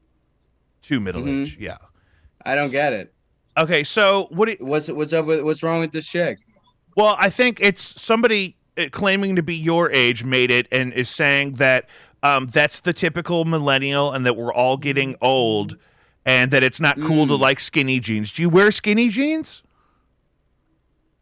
I wear skinny jeans every single day of my life. Me too. Okay, so good. See, it's not everybody. It's not everybody. No, I mean, I heard earlier you guys were talking about like I feel like I'm in a bit of a gray area at my age. Like, well, you're probably one of the older. I feel like I relate to a lot of Zennial. Well, also your siblings, like late millennial, early Gen Z kids, like even like kids, like dudes older than me. I think the cutoff is definitely 9/11. Like when was your birthday? 2002. Yeah, so I think you're definitely in that category because you don't remember the world pre 9/11. I think is how a lot of people describe it on the internet. But not that matters. He didn't actually live pre 9/11. Like right, exactly. Literally born after because he wasn't there. I definitely don't remember anything. But your siblings are older. I'm married to your sister who's 30. She's obviously a millennial. And then your older brother is one of my dear best friends, and he's a younger millennial. He's closer to Joe's age. How old's John now? 26. Yeah. Okay. So he's a little older than Joe. Maybe even 27. Yeah. So okay. So what are some of the things that you and your friends may joke about people that might be like our age? Like, did you guys read Harry Potter growing up? That's one of the things. Yep. Yeah. You read Harry Potter. I mean, like, I'm telling you, like, we still got taught cursive, and like we had super shitty TVs in the corner of our classroom. Like that was what we had in our classroom. You had TVs in your classroom? All that stuff. Oh, like, I had TVs. Yeah, we had. I mean, like not like a smart board or like No, they had these terrible TVs they would use for the announcements TV and hooked shit. up to an iPad or anything. But No, I mean, like that's what I had. They weren't even flat when I was there. They had the big honking it was just tubular one TV in the motherfuckers. corner that like waved the American flag every morning, and we had to put our hands. Yeah, they would put it on. They would put like a GIF of the American flag waving on the screen for the Pledge of Allegiance. So you ever see the Wonder Years? Do you know what I'm talking about? I watched the Wonder Years on Nick at Night when I was a child. The reel, like where it's literally like tape moving between two wheels on a thing. Like that was my version of a TV in the classroom when I was growing up. They had projectors, like film projectors. Had literally like for the film projector was like the good day. Like the bad day was like you just had like the shitty slide projector, with the glass. Still picture. I remember projectors in middle or in elementary school. You're thinking like an overhead projector, though. Oh, that's New Wave? Where they had that's newer. They had the clear laminate. We had those in middle school. That was like a tool though, like where they would like write on it, like what was like literally a movie. It was like a projector, like an old school movie projector, like an 8mm fucking. Film precisely. projector. Oh, sure, and it would like sit in the back of the class and project something in the front, right? You've seen it in movies. It was a real thing. Like that was our life. I'm a fuck with you. Yeah. We got TVs, like we got tube TVs in the rooms in high school. Like that was like in the 90s. Like that was like, okay, now we're with it. And you guys probably didn't have Channel 1. I had Channel 3. Like Sway and Serena Altschul. Like it was like an MTV production. Like they got their like start on this thing called Channel 1. It was like 8 minutes of like advertising that they'd pump into your classroom to pay for the satellite connection so the school could get the TVs. Like they paid. No fucking way. That was how they did it. It was like commercializing. That's hilarious. Like, we had a Channel 1 like minute or like 10-minute period, like every day in high school. Where it was like that was 5 minutes of that was Mountain Dew. That's like the and the YouTube other 5 ad. minutes of it was That's like the YouTube ad. It's MTV your version. News. Yeah. My favorite thing was when I'd wake up too early for even like music videos in the morning, and I would have to watch what the cable company called paid programming, and it would be like the Magic Bullet Arthur. and shit, or like the Sham Wow, but it'd be like 30 minutes about the Sham Wow. The Thanks Obama commercial. It's before that, but yeah, I mean, like goofy shit like that. Like, that's great. So, Sam, you're saying I can keep wearing my skinny jeans? Oh yeah, you're all good, dude. I love the skinny jeans. So they're not out yet? I Like, mean, that's for a a big thing? guy, I think it's perfect. That's what I'm saying. Because as a big guy, like when I used to wear boot what? cuts. I don't know. I'm telling you, like literally, like kids I went to high school with, like 2 years younger than me, were like joning on me for wearing skinny jeans, and they couldn't believe I wore jeans. So Like, when I maybe was you're too younger, old. I would not have touched jeans. Jeans are pretty. I feel like no one wears jeans my age, really. What? I think I'm. What do they I'm a wear? bit What's of the an alternative? Holy fuck. Oh my! Didn't you oh, see God. Idiocracy? Like The silky sweatpant things. Oh, is it all trainers? there's. It's all jerseys. It's really just like a bunch of different stuff. Just anything other than jeans. Like A lot of like I don't know, khakis cargo or pants, like some like khakis. Like my friends and stuff, like they Khakis? fuck yeah. that when I was in high school, like fuck. it was we went straight I from get Jenkos joned to on by my khakis. friends for wearing jeans. That's all I know. So it's pretty much anything other than jeans. Hey, Sam, Yeah. what is your image of an ideal like future? Like when you think about your life Oh, and, that's a good question. your like, You mean for him or for like civilization? well, no, from in his imagination when he thinks about the future is like, if everything went my way, Would in skinny your jeans be a life, factor? where would and you can't be like a mansion or anything. If think about a reasonable future. No, I know. I have a perfect answer to this question. I mean, my whole thing has always been like I don't want to do something for a living that I don't like. Like I don't want to hate my job. Basically, that's Yeah. my. I fucked end up goal. on that one. We all did, buddy. I But fucked I mean, up on that I feel one. like it could go a couple ways, right? Like, I think a lot of kids like my age or like when they're going into college, all they want to do is just find something that they can do and make as much money doing it. You know what I mean? What about retirement? Retirement? Do you think about retirement? I'm not thinking about retirement yet. No. I Not do. at all. Do you think it's realistic to worry about? Because when I was your age, I literally felt like I was in my second year of teacher school, and I was really wanting to just not do that. And I thought, no, I have to get a degree on time, and I have to get a degree in a field where I can eventually retire. So that's not on your radar. Yeah. Do you feel like you have I friends mean, that me think about that? personally, not at all. Like, Where yeah, I are mean, you at in definitely. Like, life? that's just. Like, Leave him, honestly. you leave him alone. Oh, you No, want to I'm just- know? like, I mean, right now it's pretty rough. No, I get it. It's a rough year. But I mean, how old are you? 21? Right. No, he's 19. You're 19. Well, 19. shit. I mean, I was fucking worthless when I was 19. I bet you were almost in Puddle of Mud. I almost was in Puddle of Mud. I Right. turned down being in Puddle of Mud. Great. What are the amenities? Yeah, no, I'm just living with my parents. I don't have a job, so I love it. nothing is going on right now. I was actually working at a restaurant with Kara Spencer when I was 19. Kara Spencer's the mayoral candidate we were talking about earlier. So That is. I was a Okay, kitchen wow. boy and she was a waitress. you were a kitchen boy? I was a kitchen boy. Did you have a badge that said Al Ludwig, kitchen boy? I was a kitchen boy at multiple institutions. I over would the course never of years. identify What the fuck is a myself as kitchen something boy? boy. Like Fuck, you had a man. job where you wanted to. You I'm do saying, dishes yeah, anywhere for any amount of time, you become a kitchen boy. It's just who you are. but I did in your dishes. blood. But I was It's a just you're the dishwasher. bitch. If anyone needs you to do a job they don't want to do, that's you. I'm Wow. still that. I'm a lawyer, and that's what I do now. Yeah, that's true. That's true. That's true. Damn. Sam, we're gonna get back into a conversation about some of our whack shit, so I can dismiss you. But I so appreciate your time, and I'd love to have you on with your siblings again. We'll talk, or not again, but for the first time with both of them. I think it would be fun to have all three. Games too, Jake. Oh God, Yeah, yeah! we should play I some just games, downloaded too. Rust. I got Rust I want in uploaded on some finally. Rust. If you guys Bro, are doing Rust, Yeah. I think. Okay, yeah, no, I'm down for Rust for sure, and then I want you to try Valorant, and then I might get back into Apex too. I don't know. Apex looks really beautiful So, right now. It's a lot of fun, but- but also the I'm gonna download Valorant because I heard it was free. But Yeah, I'll What let about you that go, Viking player. game? Have you guys heard are about fucking cracked, dude. Wait. Me? I just went on I saw a clip on your Instagram of you playing Apex and you were like sliding down a hill and you tracked this dude with your fucking controller perfectly. It was Oh, crazy. dude, that He's was got beautiful. aimbots. I wanna play He's got with you. aimbots. There's Don't no let him fool you. aimbot. Aimbots. They use the This panda motherfucker's anti-cheat. cheated. This guy, Are you no, guys no, no. code He's switching? not savvy enough to have an aimbot. I know that for I don't know sure. how to do. I You're can probably hardly right keep about this program open.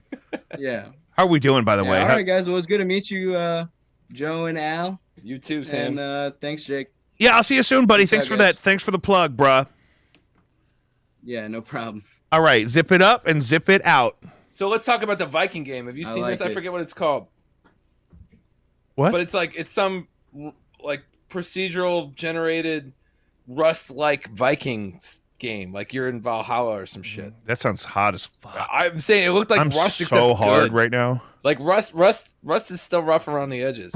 No, it looks it. Yeah. Anyway, that's crazy. His plug for the Instagram and for the gaming side of the business, Joe. I didn't even ask him to do that.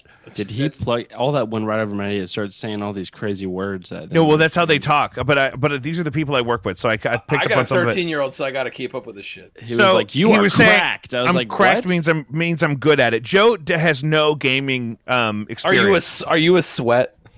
Oh, No, I'm sweat. not that sweaty. I did get sweated today pretty hard though by some noobs. I'll tell you that for nothing. How'd you get sweated by some noobs? Because I wasn't playing ranked. Because I was just playing locked and loaded duos. Because You play with a pickup?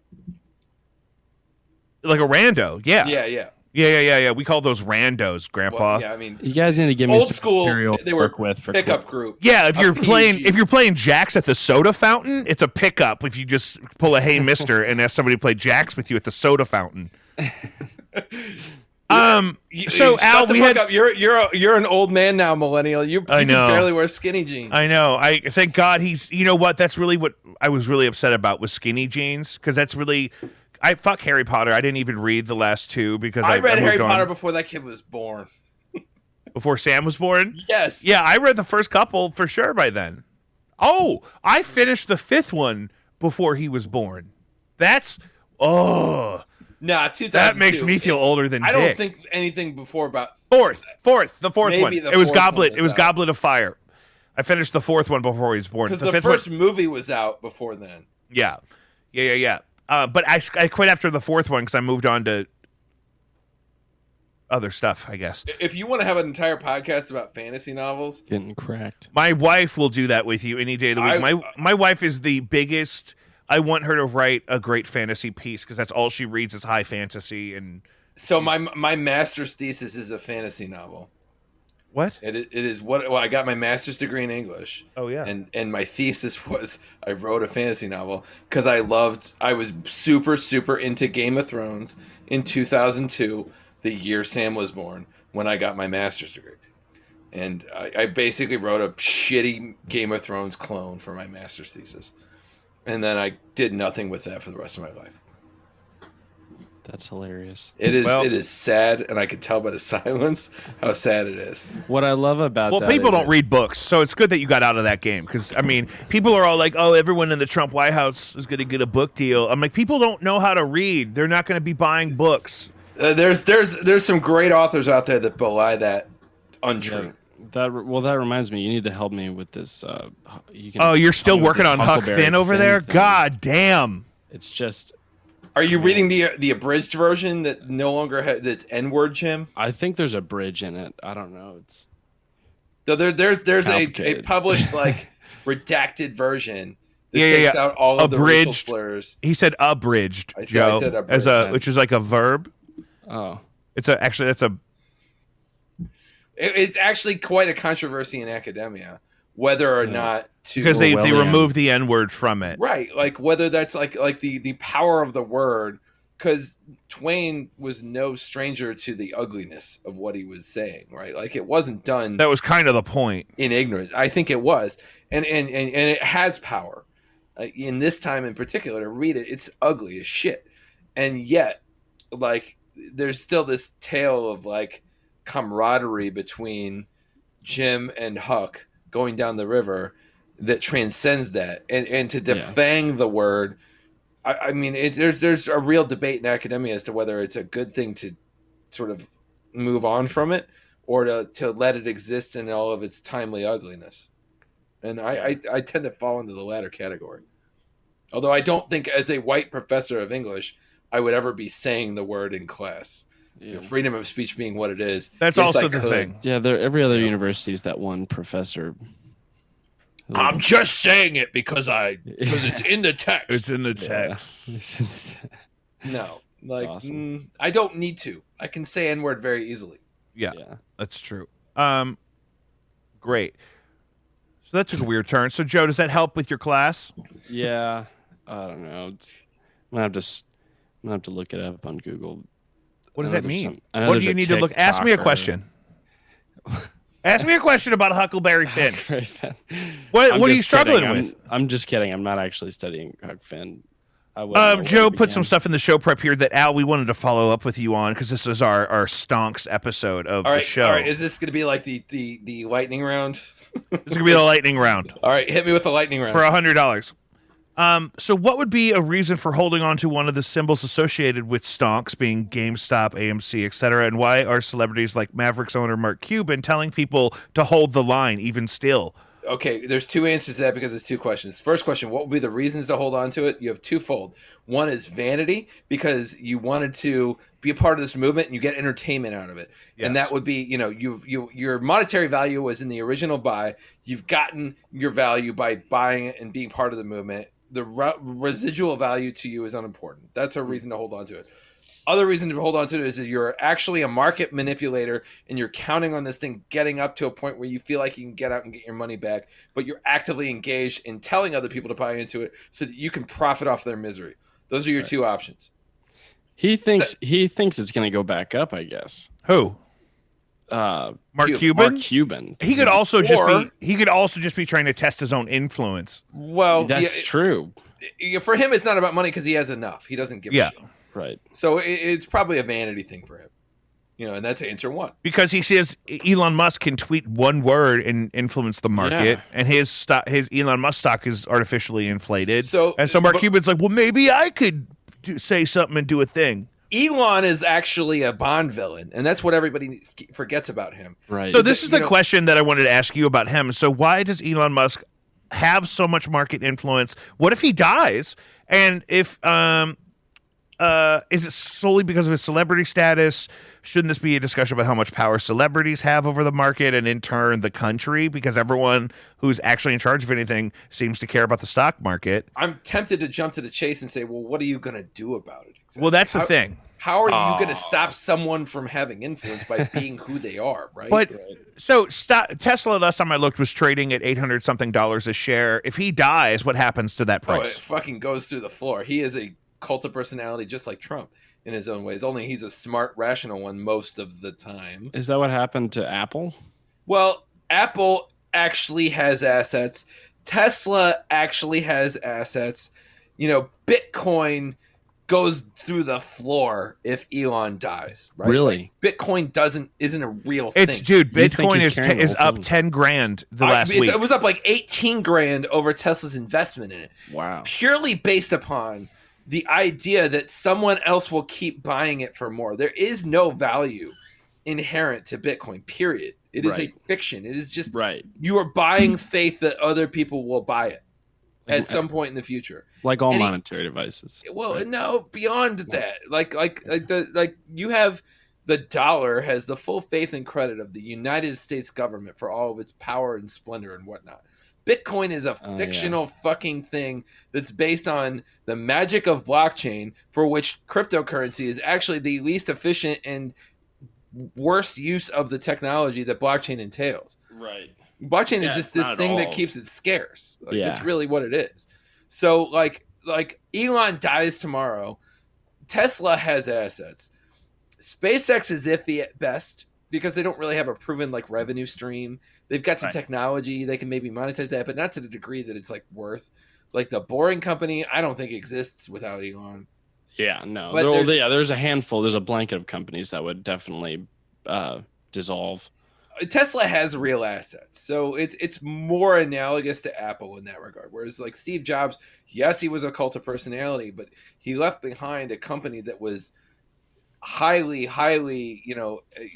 it had a lot of things going on, a lot of revenue, it had a lot of assets, it had a lot of technology, it had a lot of IP. These are the real things that, as a stock investor, such as I am, I look for in a company that I want to buy into. Like, what am I valuing here? What is, like, everybody dies. What am I left with? If I have to liquidate, the company, does my stock have residual value net of the debt that the company is in? I don't know what Tesla's debt situation is. My sense is it's probably pretty leveraged. But do you think? Sorry, I'm sorry. Well, do you think that this is like the new standard for business models? Because I think what's so interesting about Tesla is that it's heavily government subsidized, and so like, and the fact that the government would put so much money into something that's like being led by this kind of charismatic young guy, it's just funny to me. Do you think that in the future we'll see like a lot of like government subsidized, companies that are like headed by these like very charismatic people? Like that's going to be a central part of companies now? If you see the look on my face, what I'm trying to say with that is, oh sweet summer child, that is the market. That is right. Today. That is the situation. Elon is just a very public version of that. Yeah. But at the end of the day, there are entire industries that run on the idea of not charisma so much as connection and the ability to leverage taxpayer dollars in a way that gets me in the government contract. There are many, many industries, and I speak from experience in the weeds on some of this. The amount of, if you can get on the government dole, it's a very tricky place to be because the requirements to do it right are onerous. Right. And it favors those who are sophisticated and have a lot of resources to pay people like me to make sure that they're not getting sideways with some regulation. Right. And the little guy is the one who is absolutely priced out of that entire market. The spigot is turned off to those who can't. The spigot with a G? With a G. I thought it was also spigot. You can call it a spigot, but spigot is an older form and it's the right form. Oh. As the guy with a master's degree in English. Go ahead, motherfucker. I didn't know. Anyway, like the little guy, I mean, that's what big government dollars with lots of regulation. I will agree with the right wing. I will agree with Republicans on this point that over-regulation favors large market players over small businesses. Yeah, people that can afford to weed through the fine print. Absolutely. And make money anyway. This is the right-wing pig found an acorn once in a while. It's a blind pig, and it does it once a year. But this is one where they are right, and California has its issues in this regard. And then when they call it the People's Republic of California, this is the shit they're talking about, is that they price out the little guy because the cost of doing business, the barriers to entry, in economic terms, are very high. Yeah. And when everything runs on government money and government regulation is onerous and requires a lot of expertise, and you need a team of lawyers to teach you and make sure you're doing it right at every stage, it's great for the lawyers, but the sole proprietorship business absolutely cannot compete in that market.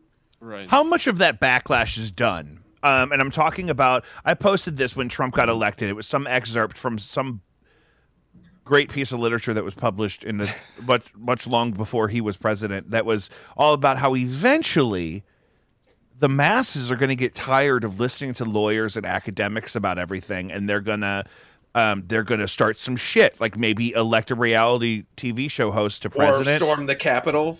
Now, how much of the bad optics of QAnon and storming the Capitol now is going to kill off that movement of that? Because I don't think the dumb people are going to quit being dumb because they look dumb right now. No, this election, we talked about it in an earlier podcast. This election proved one thing, is that there are two countries here, and one of them is fucking stupid, and there are a lot of them that are a part of it, and they're not going anywhere. And are they growing? I don't think so. You don't think the group is growing? I don't think so. No, I don't. I think they're shrinking, but they're just loud, obnoxious assholes who will. Why would they be shrinking? Face. Well, because there's people. Look, 4 years ago, to declare yourself as a proud Republican wasn't like a political statement, right? It was like, this is my neighborhood, and like I'm a white person of means. Of course, I'm a Republican. I stand for Republican values. You stand up today and say I'm a proud Republican. You're saying the rule of law is a fucking piece of shit, and I don't care about it. What I care about is winning and rubbing everyone who doesn't agree with me's face in the mud over my ability to rule over them, despite the fact that I don't command a majority of the vote in this country, and most people don't agree with me. Yeah. I want to rule despite everyone hating me. That's what being a Republican is today. 4 years ago, that wasn't the truth. That drove some people away. Where do they go? Well, nowhere, and I'm not sure they're going to vote Democrat. You know, right. Enough of them showed up to vote against Trump to put Biden in the White House, but they also barely were able to get the Senate out of Republican control, and that was disturbing. That's the thing. It's just like it was still such a close race, considering how they both. It was all about Trump. I don't think those people, the ones who flipped on Trump, associated the Republican brand with Trump. And I think that is changing now. And I think that's what the impeachment is all about, is to say, okay, Republicans, you're either gonna cast this out or you're gonna own it. And it's very, very clear. They're gonna own it. They're gonna become the party of Trump. They're gonna say, you know what? A guy who basically starts a fascist push against the Capitol building, we're not gonna convict him. And that's now their brand.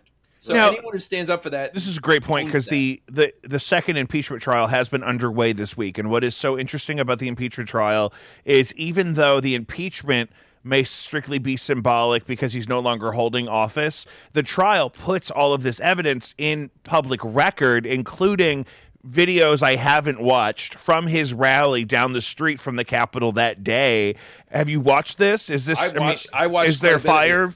It's so fucking weird. Hard to watch, man. I mean, it's like really, truly upsetting and disturbing to watch what happened in real time. And I am no advocate for the police. I tend to think that they are under scrutinized.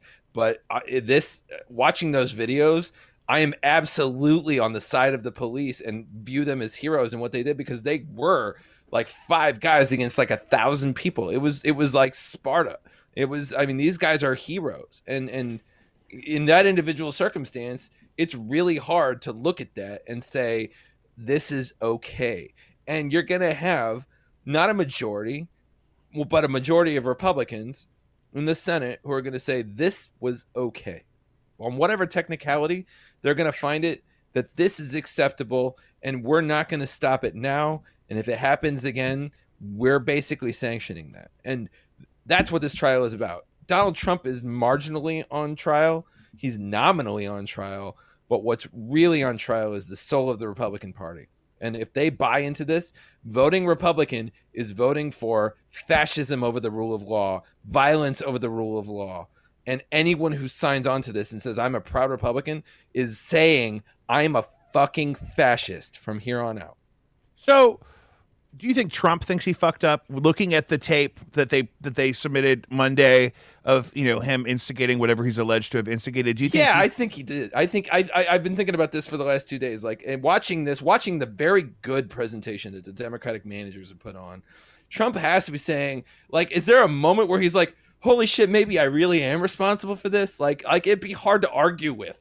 And I don't know that any level of self-realization will ever occur to that man. But if it's possible, I think he had it over the last 2 days. Yeah.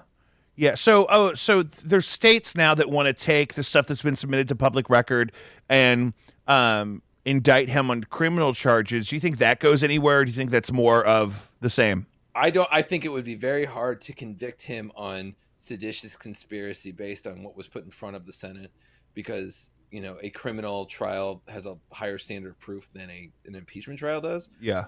I do think there's plenty of criminal conduct in the form of financial conduct in particular that any number of courts in any number of states could take on and have some fairly easy convictions and certainly some fairly embarrassing investigations into the Trump organization. I think the one that has the most promise, however, is the investigations ongoing in I think it's Fulton County, Georgia, which Right. relates to the actual attempt by the president to interfere with the election and to solicit fraudulent election results, which, by the tape. Is that the thing where he said, "Find me 1,200 votes," or however Right. many it was? It was 12,000, but yes, Oh my God, I was that close. it was that close. I was just missing a zero. It's like 11,780. He had the precise number, like he had it written on a piece of paper. Yeah. It was like, I just need you to find me 11,780 votes. Like, that's not a fucking accident. Like, that's not hyperbolic. That's No. not. It's certainly No. not locker room talk. Am I it's right, not- fellas? This is the solicitation of a fraudulent result in the election, and it is very clearly cut a crime. And I think it's any rational person, it's a slam dunk.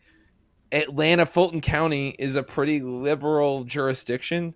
Getting a jury there to convict Donald Trump of what he obviously did doesn't seem like a stretch. So Now, what happens then? Do you think they actually try to arrest him? Yeah, fucking right they do. Why wouldn't you? He committed a crime. Like, why treat him any better than any other criminal? But I mean, if he's not in Georgia, could they extradite him Yes, absolutely. That's how from this works. Florida? Absolutely. I just don't know. I've never been I mean, rich or a criminal. Is DeSantis really going to call up the National Guard to protect Donald Trump from extradition to Georgia? It's not a thing that's going to happen. That's fucking Yes. interesting, dude. Yes. That's fucking He will be interesting. extradited and he will go to fucking jail if he is convicted. You think he'll go to jail? I absolutely think he would go to jail if he's convicted. If he's convicted in a court of law, there will be a period where he exhausts every appeal and he will go to jail. Do you That's a big if. do you think he goes anywhere instead? Do you think he says, "Hey, let's go see where Melania's from"? And Oh, Slovenia, I think, is NATO member, so, I don't think he'd get anywhere so there. maybe Cuba. It'd probably be Russia, let's be honest. America's got too much to lose putting one of their own presidents in prison. Well, Like, did Secret Service ever let him go? You think Secret Service, this guy, But do you who think had that access to every secret, every state secret, at Yeah. least during 4 years? You think Exactly. they let him fucking get on a plane and go to Russia?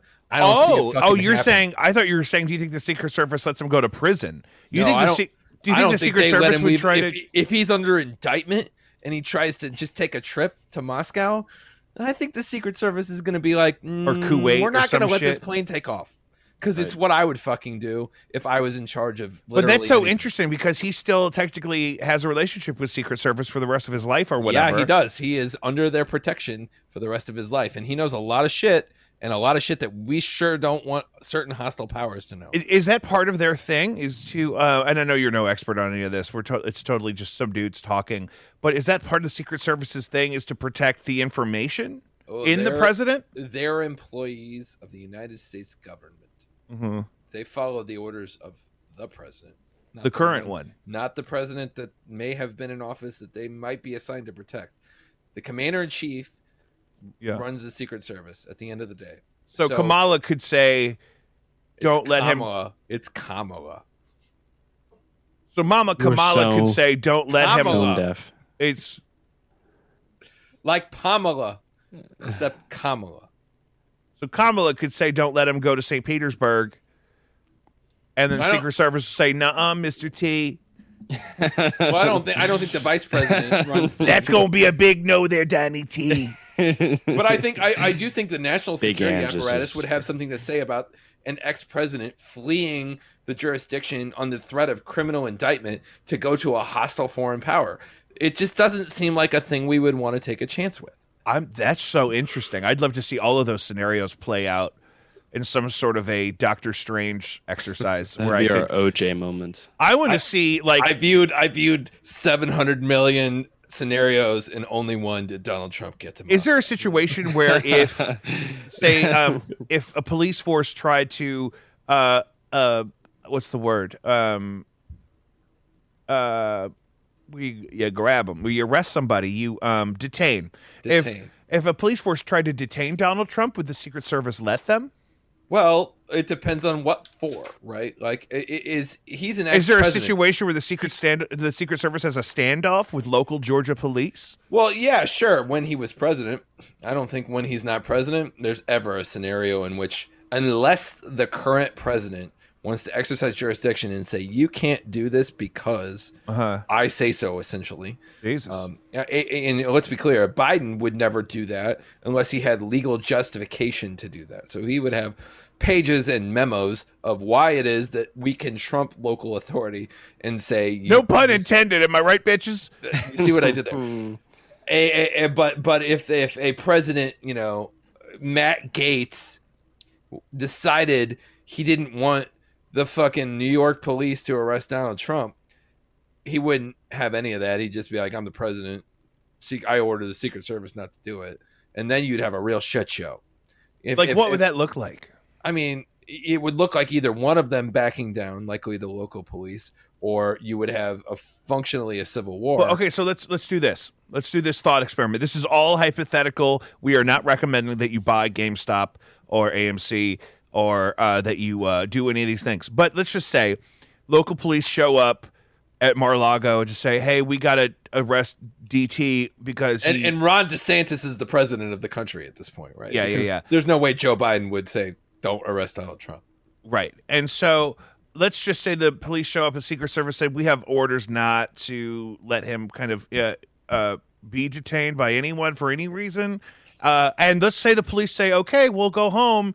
What then happens? Do they have to leave, or can he just stay in Mar-a-Lago with his Secret Service detail and it's some kind of like a standoff situation where we can't arrest him? Standoff there. I think it's Donald Trump has now flouted the law, and he doesn't have to give a shit, which is pretty much how he's lived the whole life. So I mean, this is not that much different from the way things were under Donald Trump. Where any local authorities abutted against this bubble of magical impunity that he wielded for himself and whoever he decided to bring under it at the time. It was just like everyone's feckless. Like nobody's going to stand up to him. How many Trump officials were subpoenaed to Congress?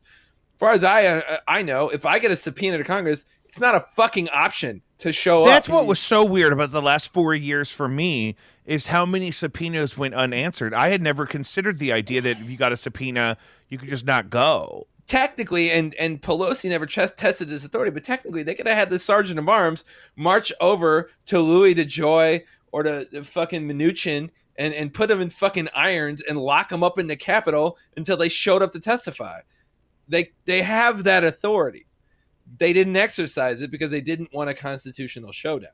So that's the scenario that was discussed. Like, what happens if the sergeant of arms shows up and Secret Service is like, fuck you, you're not taking Mnuchin, and they draw guns on each other? Like, who wins that battle? That's what I was asking. Nobody knows the answer. Because nobody wants to risk it. Nobody went to that level of brinksmanship. And fortunately, the Democratic gamble in not doing it paid off because they fucking won. If they hadn't won, I was kicked out of one of my partner's office, who is a good friend, but a diehard Republican. Really? But yeah, I have good friends who are diehard Republicans, believe it or not. I'm referring to what, you guys got in an argument? We just talk politics. That's sometimes. Just like lawyers, Well, I mean, it's neither here nor there. But I made the comment that if Donald Trump wins in 2020, in 2020, we'll never have another election again. He said, you got to get out of my office now. Like, that was a bridge too far. But I stand by that statement. Like, I really do believe, Al, you got to get out of my office. This was either the last election or the next to the last election or, whatever. He correctly predicted Biden was going to win. He was like, there's no way God damn Trump it. is going to win. You know what I just realized? March 4th, the big QAnon relaunch of the original Republic or whatever they want to do. That's the day before I'm having all my new furniture delivered. Well, you know what? I think your new furniture is going to be okay. You think it's going to be okay? I think it's going to be. You have some union workers. I have a washing machine coming that Friday, and I have my Sleep Number bed coming that Friday. Oh, that's exciting. My Peloton should be here next week. Oh, right on.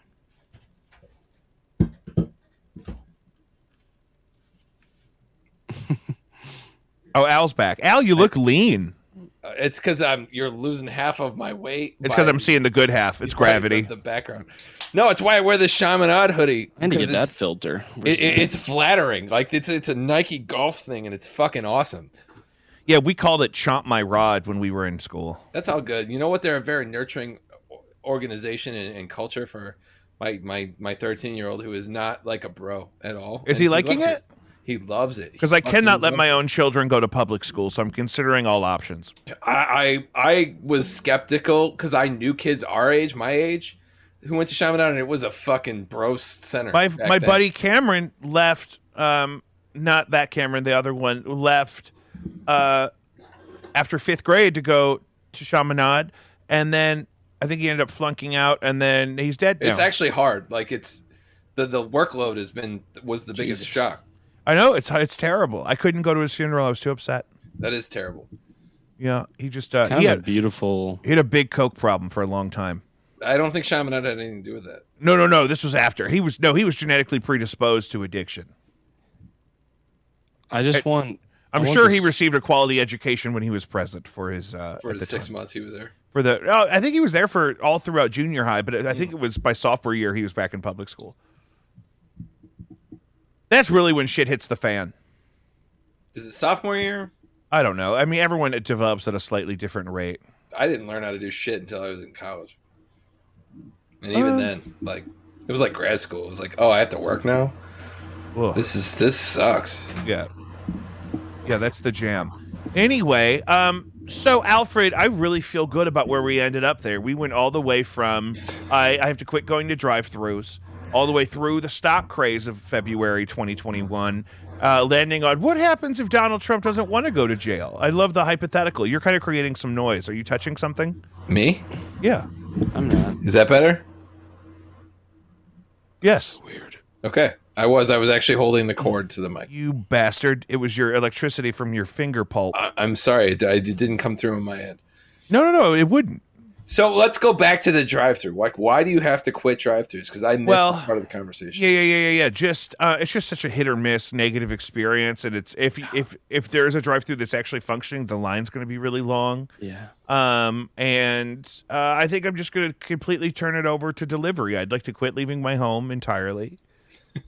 And I'm going to get a UV lamp for down here so I can get my my nature. My nurture, and I'm going to get a little house plant, and we're going to hunker down because it's a fucking mess out there. So what are your delivery options? Because we're Postmates members, and so we get all kinds of stuff. So you're not leaving anything on the table in order to move away from going to the drive-thru versus getting someone else to do it for you. It's more about that. Yeah, but we're also trying to have healthier or more local options. We try to support a local business or or someplace that's. I haven't been eating the food at McDonald's at all. You know what I mean? I'm really trying to step down. It's literally garbage. I mean, it's just not. Yeah, it's just not how I want to spend my calories. Well, this is how I choose most of mine. It's funny is because your background filter won't let us see what it is. It is a course. Here's banquet. It says banquet on the can. Banquet. We had this discussion early on in our relationship. On this podcast, I think we've had this conversation. So great. So let me just Joe. Anything I missed in the chat for Al? I don't think so. I mean, there were some small things you could touch on, like minimum wage and Trump stuff like death that. experts. What is that? Let's go back to I feel like the lightning round died a very quick death. If you got more lightning round, let's do it. Oh. I don't know. It was just, there were small things like I don't know. Here you go. The last thing I had written was Elon Musk. Al, you have your kids in private school, right? One of them. The other three are one of them's in public school, one of them's in private, the other two are preschool. Is there any hope for education reform to fix? I mean, I'm surrounded by teachers, all teachers. Jake's a teacher. My girlfriend's a teacher. My sister is a teacher. And it is a horrible, it's a horrible operation. And is that new? But I just don't is there any hope for in your experience with the culture of politics, is there any way to progress from here, or does it only get worse? There are two things that make teaching suck. One is not enough money. Two is the fucking parents, right? Yeah. Private school takes both of those things out. No, I mean it also can be fucking crazy in the system, in the building. I have no problem with parents at all. Kids suck their own ways, but I mean, if you have the ability deal with them in a way that like the system dictates, makes your life a lot easier if you don't have to answer the parents, right? Yeah. And I mean, private school has the parents to some degree, but you know, it gives it. There's enough money in a private school so that's not an aspect. So you know, taking the accountability away from parents and putting it in the hands of the teachers, there's two aspects to that. But you know, ultimately, what public teachers have to deal with is parents that can make their lives hell. Private school teachers can sort of do this. They have some of that, but at the same time, it's like if your kid's really disruptive, a private school's gonna be like, get the fuck out of here. Whereas a public school doesn't have that option. Yeah. True. So there's that. That is the fundamental issue. When you have the schooling available to all kids, I don't know how to fix that one. Yeah. You can throw money at the problem all day, but unless you're just going to create a series of places to kick the kids that are really problems out of, you know, you're always going to have this core group of kids that are really, you know, let's just face it. Some people are sociopaths, and they were sociopaths when they were born, and they didn't. There's no or some people are made that way that. by trauma, and that trauma can look a lot of different ways. That's a nicer, a much more progressive way. Well, and it's because fucking some people are born Damien fucking crazy, and some people are made fucking crazy. Some people are redeemable. Some people just aren't, and you don't know which one it is until you try really hard. And public schools need to have the resources nor the ability with the parents looking over the shoulders to do either of those things. Yeah. But, you know, at some level, you're going to have a core group of irredeemable people. There are irredeemable people. They exist. What do you, as a parent, how do you handle failure in parenting on the parts of other families that your kids have to interact with? It's a hard one. I mean, I can think of one particular example where there was a kid that was a problem kid, and it wasn't his parents' fault. And they weren't militant about it. Like, they were just like, they ended up pulling him out of school, and I felt horrible for them. But it was the right answer. Like, he needed to be somewhere that had the skill set to deal with his shit, because he was like, every class, every group that he went into, he was the problem. And those kids, the same group of kids without him, did fine and thrived. And when he walked in the room, you know, for whatever reason, and I'm sure it wasn't the parents, because I know them, and I know our kids played with them, and they were fine people. They weren't like fundamentally fucked up at all. So this kid was a Damien, and you know, I'm not saying he was irredeemable, but like, what do you do in that? It was intrinsic. It wasn't even necessarily that it was his environment. There's probably environmental factors, but you know, near as I could tell. Now, what if there was a family like that moved in down the block and went to school with your kids that was like that was their fault? Like, what do you do about that? Well, in that case, I mean, you just stay away from them. It's a lot easier in some ways when it's like, well, these people are just shit. Like, you don't want to associate with them. These people were good people, and their kid was still a fucking monster. Like, what do you do? Now, what if that's half of the kids? Well, you find a way to send your kids to private school. What if coincidentally, like 40% of the student population are just kind of toxic culturally to the rest of the population? I'm not going to call out any particular school district by name, but I'm not. Have any historical basis in your career? I'm not going to call it out.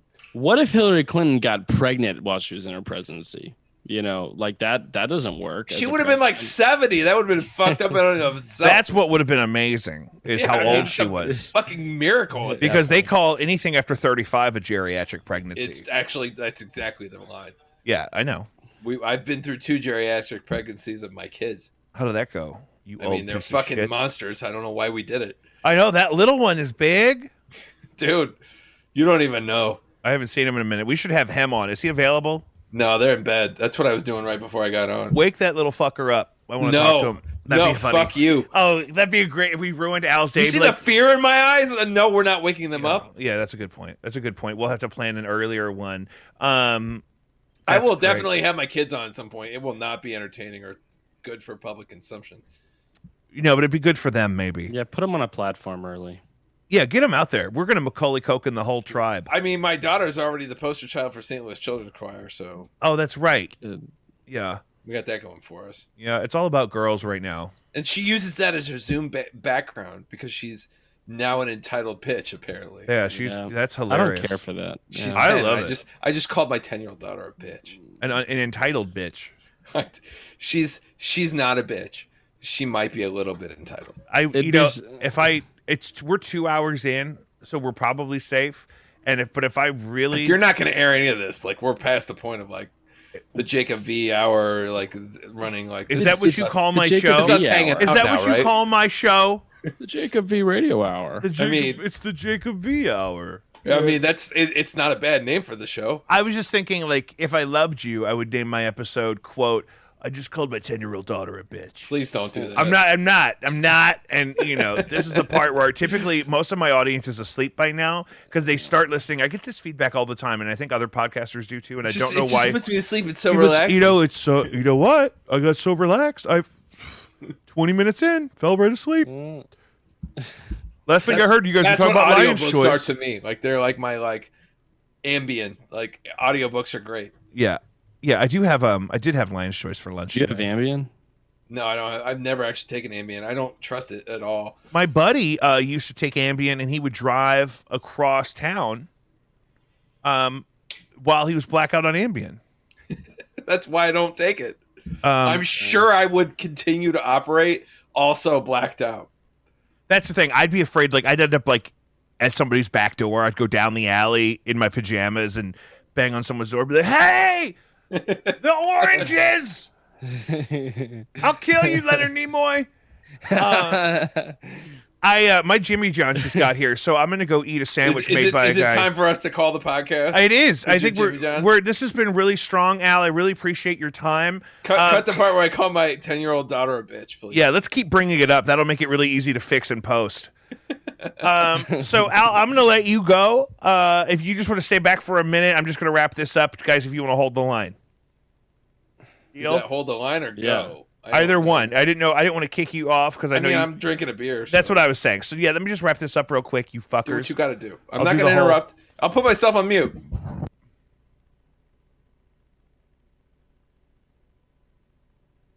Woo!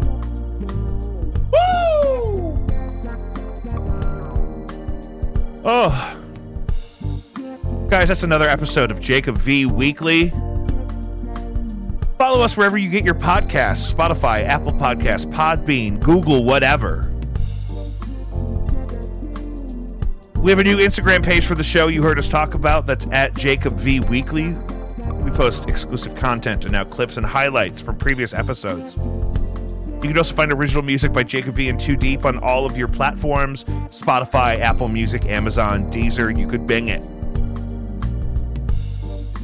Exclusively on Bandcamp, you can find music by my old band Battlestag. I love those guys, and that's the only place where that is available currently.